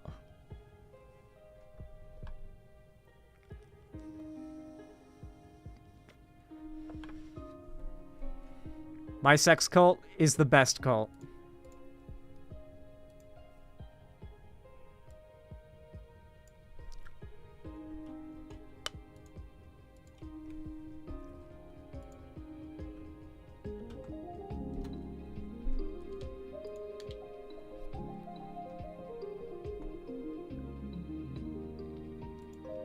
You all know what to do when I say action, right? 3, 2, 1, action. Well, one of the reasons why I haven't been doing live daily updates in the Ukraine war with Russia is because usually the news coming out of it, regardless of how well Ukraine is doing in defending their country from this imperialist invasion, it is always bad and sad news because lives are being lost and a nation is being, geographically speaking, and attemptedly nationally destroyed, right? So this news came out today about 5 hours ago from Reuters. Russia bombs Ukraine ports, threatens ships as Kyiv deploys cluster munitions. Russia jolted world grain markets with an escalation in the Black Sea, mounting a third straight night of airstrikes on Ukrainian ports and issuing a threat against Ukraine-bound vessels, to which Kyiv responded in kind. At least 27 civilians were reported hurt in the airstrikes in the ports, which set buildings ablaze and damaged China's consulate in Odessa. The United States said Russia's warning to ships indicated Moscow might attack vessels at sea following Moscow's withdrawal on Monday from a UN-brokered deal to let Ukraine export grain. The signal that Russia was willing to use force to reimpose its blockade on one of the world's biggest exporters set global prices soaring. Moscow says it will not participate in the year-old grain deal without better terms for its own food and fertilizer sales. The UN Security Council will meet on Friday over the humanitarian consequences of Russia's withdrawal, said Britain's UN mission. The UN Secretary-General Antonio Guterres strongly condemned the Russian attacks on Ukraine's Black Sea ports and warned the destruction of civilian infrastructure may constitute a violation of international humanitarian law.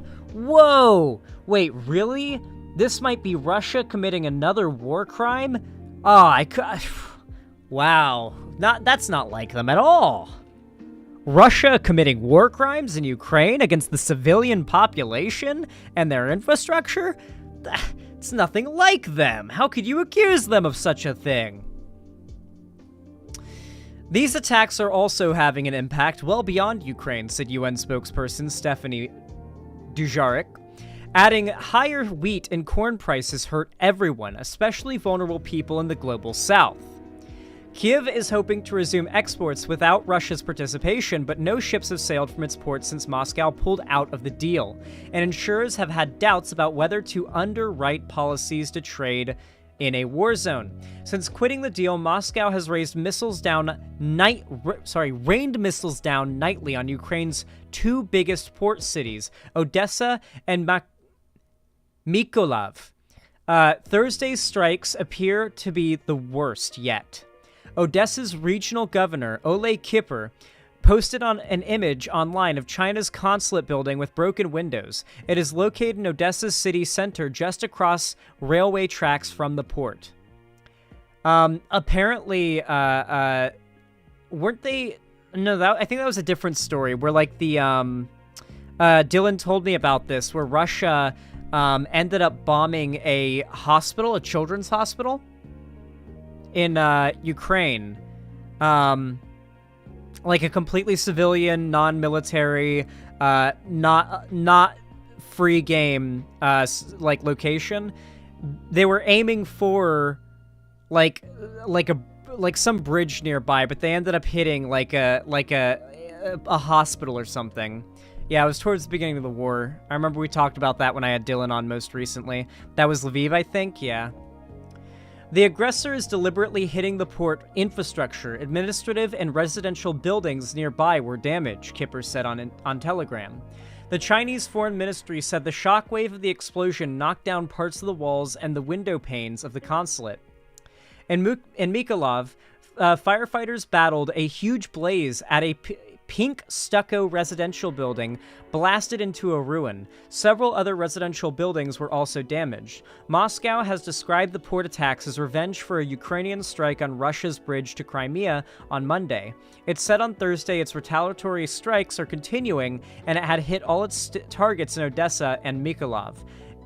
In its most explicit threat yet, Russia's military announced it would deem all ships heading for Ukrainian waters from Thursday morning to be potentially carrying weapons, and their flag countries as parties to the war on the Ukrainian side. It said it was declaring parts of the Black Sea to be unsafe. Kyiv responded on Thursday by announcing similar measures, saying it would consider vessels bound for Russia or Russian-occupied Ukrainian territory also to be carrying arms. Washington called Russia's threat a signal that Moscow might attack civilian shipping. Russia's ambassador to Ukraine, Anatoly Antonov, said his country was not preparing to do so. I'll leave it up to you guys whether or not you believe him. The Black Sea escalation comes as Kyiv reports a new attempt by Russia to return to the offensive in the northeast of Ukraine, where it says Moscow has amassed 100,000 troops and hundreds of tanks. U.S.-supplied cluster munitions are being deployed in the field as part of Kyiv's battle against Russia. White House National Security spokesperson John Kirby said, "We have gotten some initial feedback from the Ukrainians, and they're using them quite effectively," Kirby said at a news briefing. He added the cluster munitions are having an impact on Russian defensive formations and maneuvering. Ukraine has pledged to use the cluster bombs only to dislodge concentrations of Russian enemy soldiers. Many countries have planned or banned the munitions, which contain scores of small bomblets that rain shrapnel over an area as a potential danger to civilians.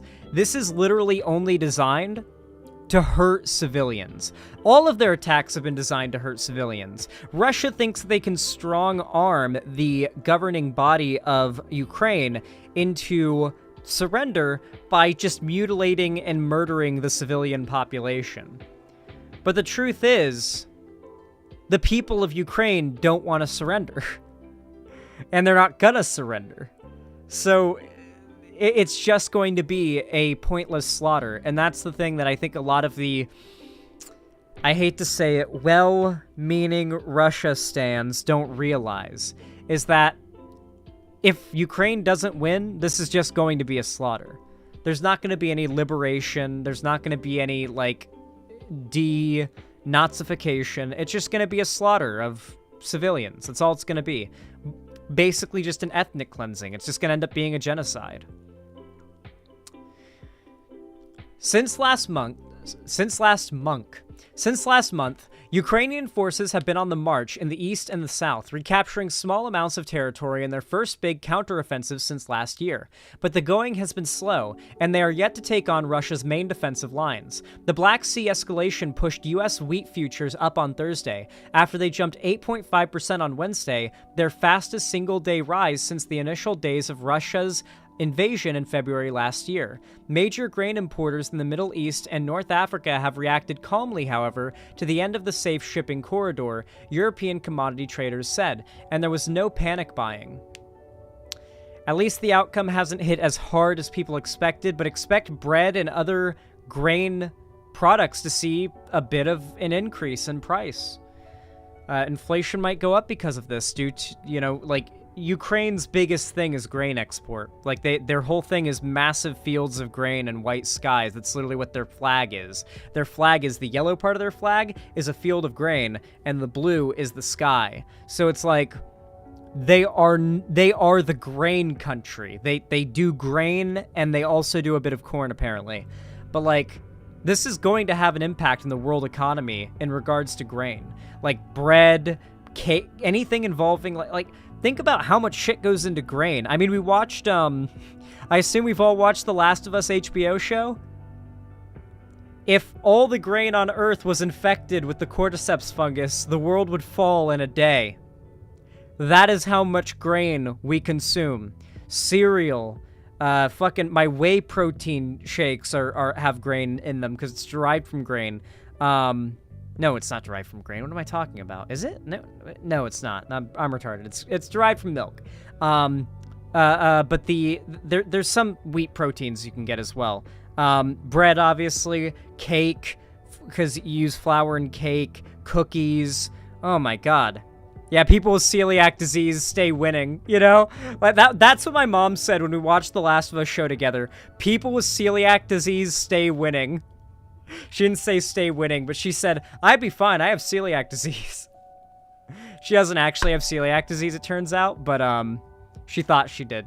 Turned out it was the HHT, which fucks with your digestion. I most likely have it too, but I don't really have any problems with bread or anything, so I don't know why she would have thought it was like a wheat thing, but, you know.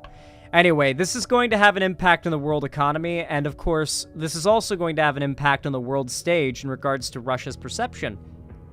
You see, right now, Russia is reeling from an attempted coup. Prigozhin, the guy who is basically seen as like a hero of the Russian war effort against Ukraine, has now made his whole thing rebelling against Putin and exposing the fact that this war is based on entirely false premises. So, due to the fact that Putin had to withdraw a ton of his troops from the border to bring them into Moscow to prevent Prigozhin's militia force from taking the city and to stop them, they are just now finally mobilizing everything back on the Ukrainian border and getting the war back, you know, swinging again on the Russian side of things. So it's important to keep an eye on these things because the fighting is about to escalate again quite significantly. So, expect more updates in the future and stay tuned. I know that was a bit of a shorter segment. What do you guys think, though?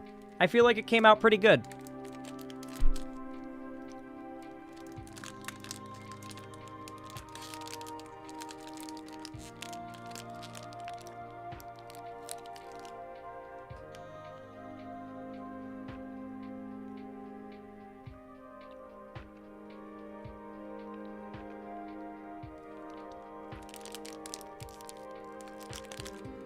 They didn't move any troops from Ukraine? Did I misremember from what Dylan told me?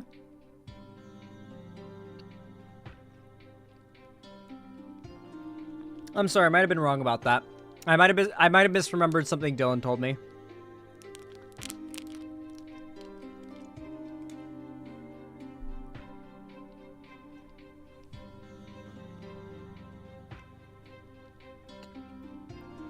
Hell yeah, we are a pillow.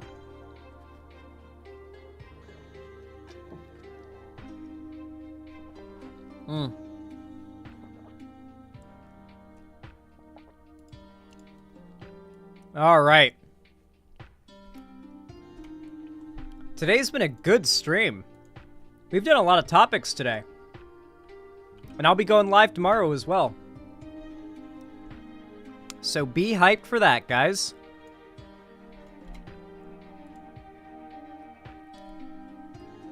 All right.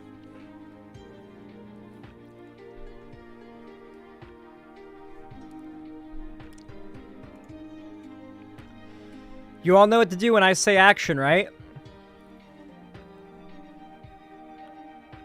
3, 2, 1, action.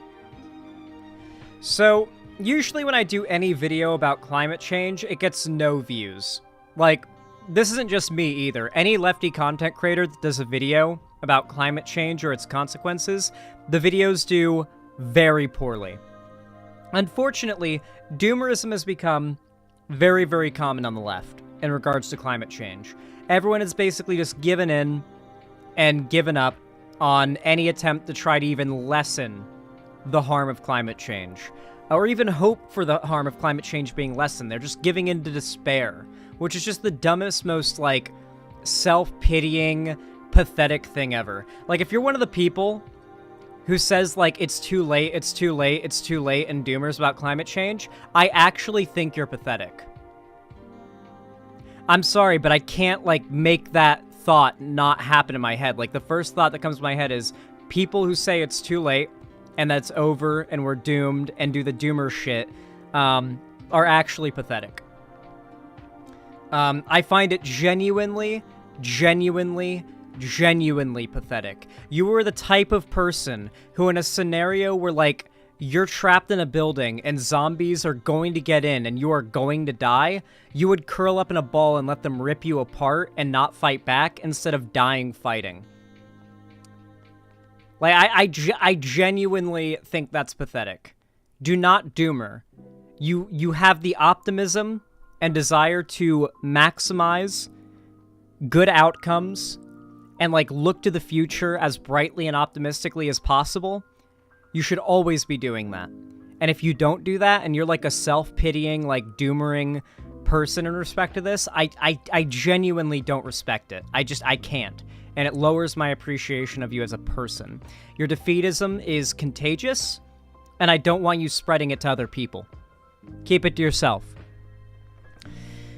However, climate change is a massive issue. And while it is not much of a threat to the planet, it is a massive threat to humanity. A good example of this are the ways that climate change in the last couple of years have been supercharging our disastrous weather events. I'm from Florida, so I am very familiar with the escalating tenacity of hurricanes since I was a kid.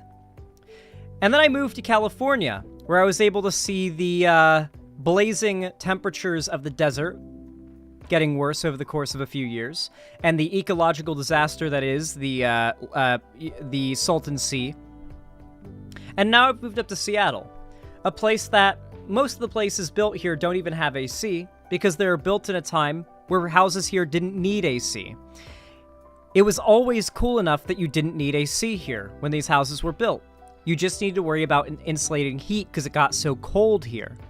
But now, it gets really hot here, and tons of people here don't have built-in ACs because their houses were made before climate change raised the average temperature during the summer in their area.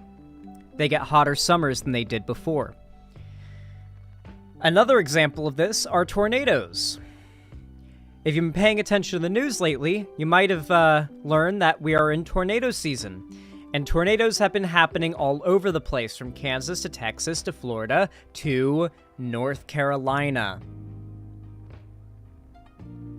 Particularly, this story came out today from ABC News. EF3 tornado rips through North Carolina amid extreme weather nationwide. The story comes alongside a video segment from the news agency, so I'm going to go ahead and play that for you guys really quick, because it contains some clips of this tornado. Shout out to A Pillow, home state of Pillow. Oh my god, dude! That is terrifying. Oh my god, holy shit! Yep, that's death tornado. That is a fucking death tornado. This is the other side of the state for me, Jesus. Glad you're okay, A Pillow.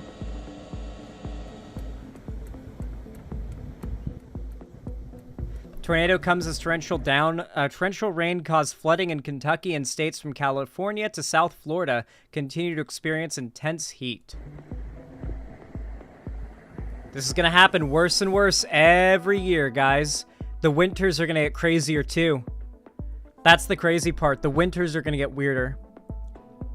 Falls and springs will be somewhat normal for now, but it's going to be summer and winter that are going to be extremes and super unpredictable and weird.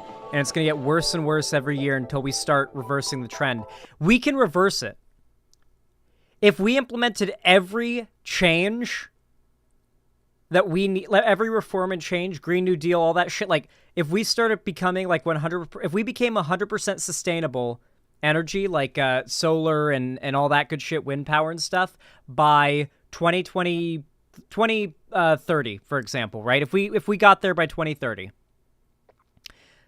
by 2035, I feel like 60% of the damage would be healed. Unironically, we underestimate nature's ability to bounce back if we just stop harming it. I think it would heal back pretty fucking fast. Think about with COVID, during the lockdowns, in some countries, there was some serious healing of like the environment. Like Venice's canals clearing up to the point that I was like, I want to swim in there, you know? Like the crystal clear water in Venice. Like, that's because of COVID lockdowns. People just weren't on their boats fucking up the water by leaking pollutants into it. People were just not driving and boating and littering and producing fossil fuel. They weren't polluting.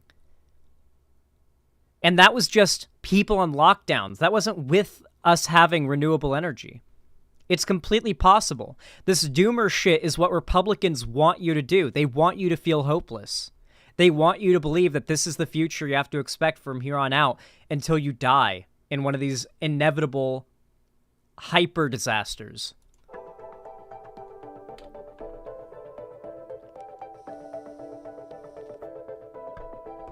Okay, this is unrelated. I don't know why it started playing this. Okay, cool. A powerful tornado ripped through central North Carolina for more than a dozen miles on Wednesday, destroying homes and injuring residents, according to officials. The National Weather Service said early Thursday that a preliminary damage survey indicates the tornado was an EF3, with peak winds up to 150 miles per hour. It's the first EF3 tornado ever observed in central North Carolina in the month of July, and the strongest twister for this time of year on record in the state.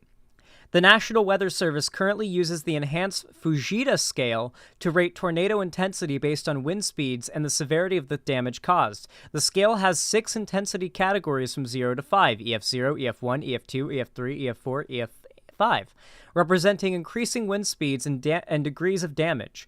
There is also an unknown category, EFU, for tornadoes that cannot be rated due to lack of evidence.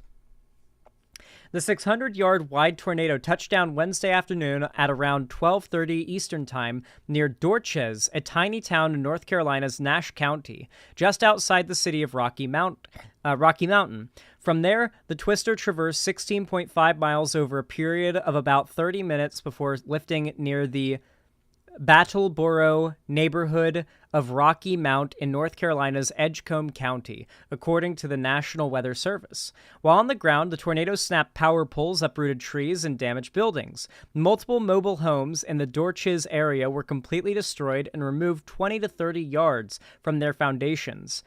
Farther northeast, a residence building suffered major damage as all exterior walls collapsed with only interior walls and brick fireplaces still standing.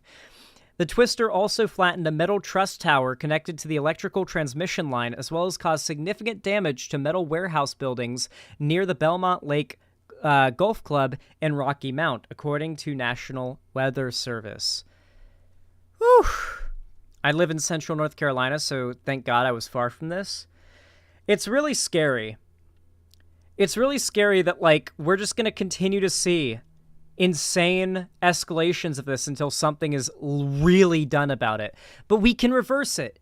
We can reverse this stuff. We can reverse the more obvious pollution things, and we can reverse these natural disasters. The best example is Venice, Italy. The canals clearing up because of COVID.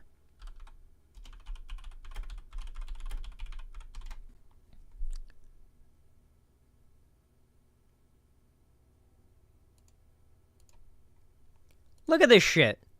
I know the meme of like, oh, nature is healing was like really cringe and all, but look at this. This is after a few months of lockdown.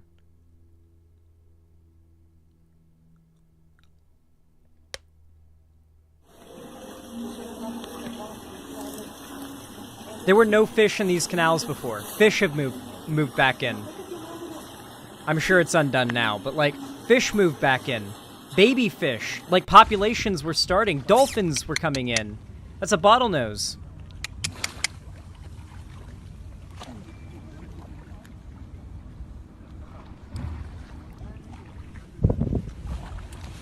Literal, like, cities. The canals of cities will be retaken by nature if we implement these policies that protect the nature that lives in them. Imagine living in a city like New York and looking out at the Hudson River and seeing crystal clear water and dolphins and whales.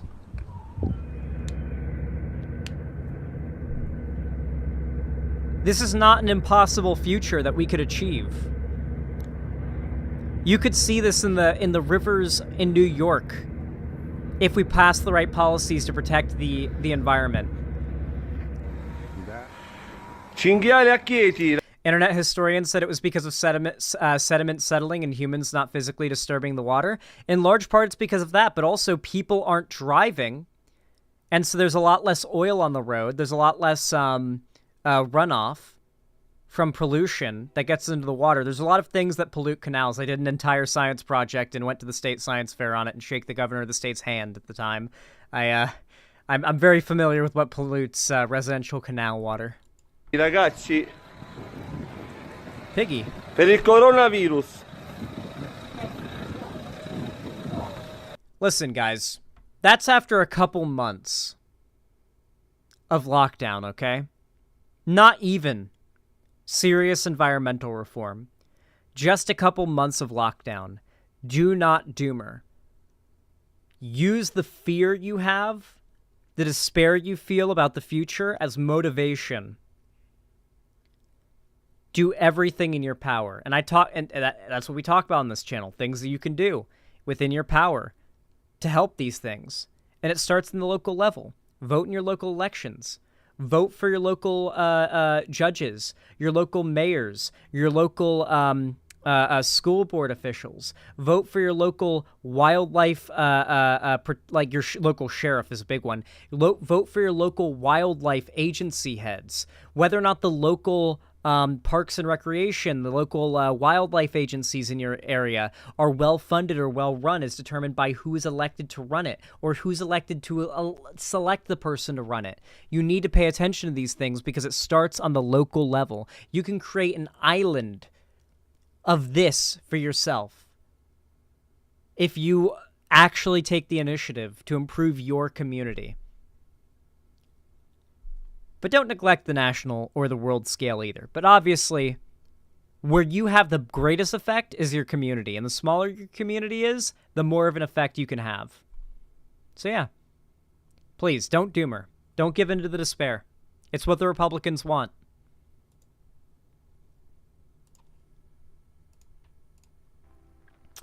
Well, alrighty then. What do you guys think of that segment? Do you guys enjoy it?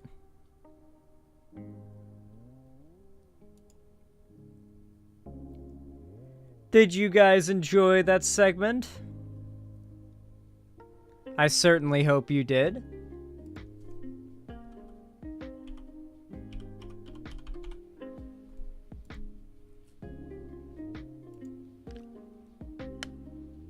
It's the clock. Alrighty. Looking like, I guess you could say it hit close to home. Haha. Apilla, are you live right now? Are you live at this very moment? Can I raid into you? Because I just finished my last segment.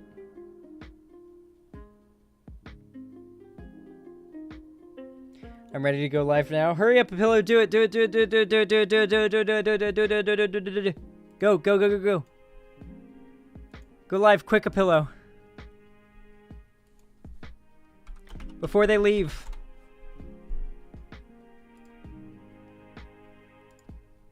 Go live now. Hurry up. There we go. That was fucking quick. Hell yeah. All right, everybody. Go to Apillo's stream. Go to Apillo's stream. We're rating Apillo. Go like Apillo's stream. Go in there. Go say hi. Go be nice. Go be kind. Go watch Apillo. Apillo is based in Pog. With all that said, guys, I really appreciate you all coming out today. I'm going to host Apillo on my website, and I'm going to wrap up my stream. Thank you all so much for watching. I can't wait to see you all tomorrow, as I will be streaming tomorrow, don't you worry. And, yeah, with all that said, as always, have a damn good one, everybody. Have a damn... What? Okay.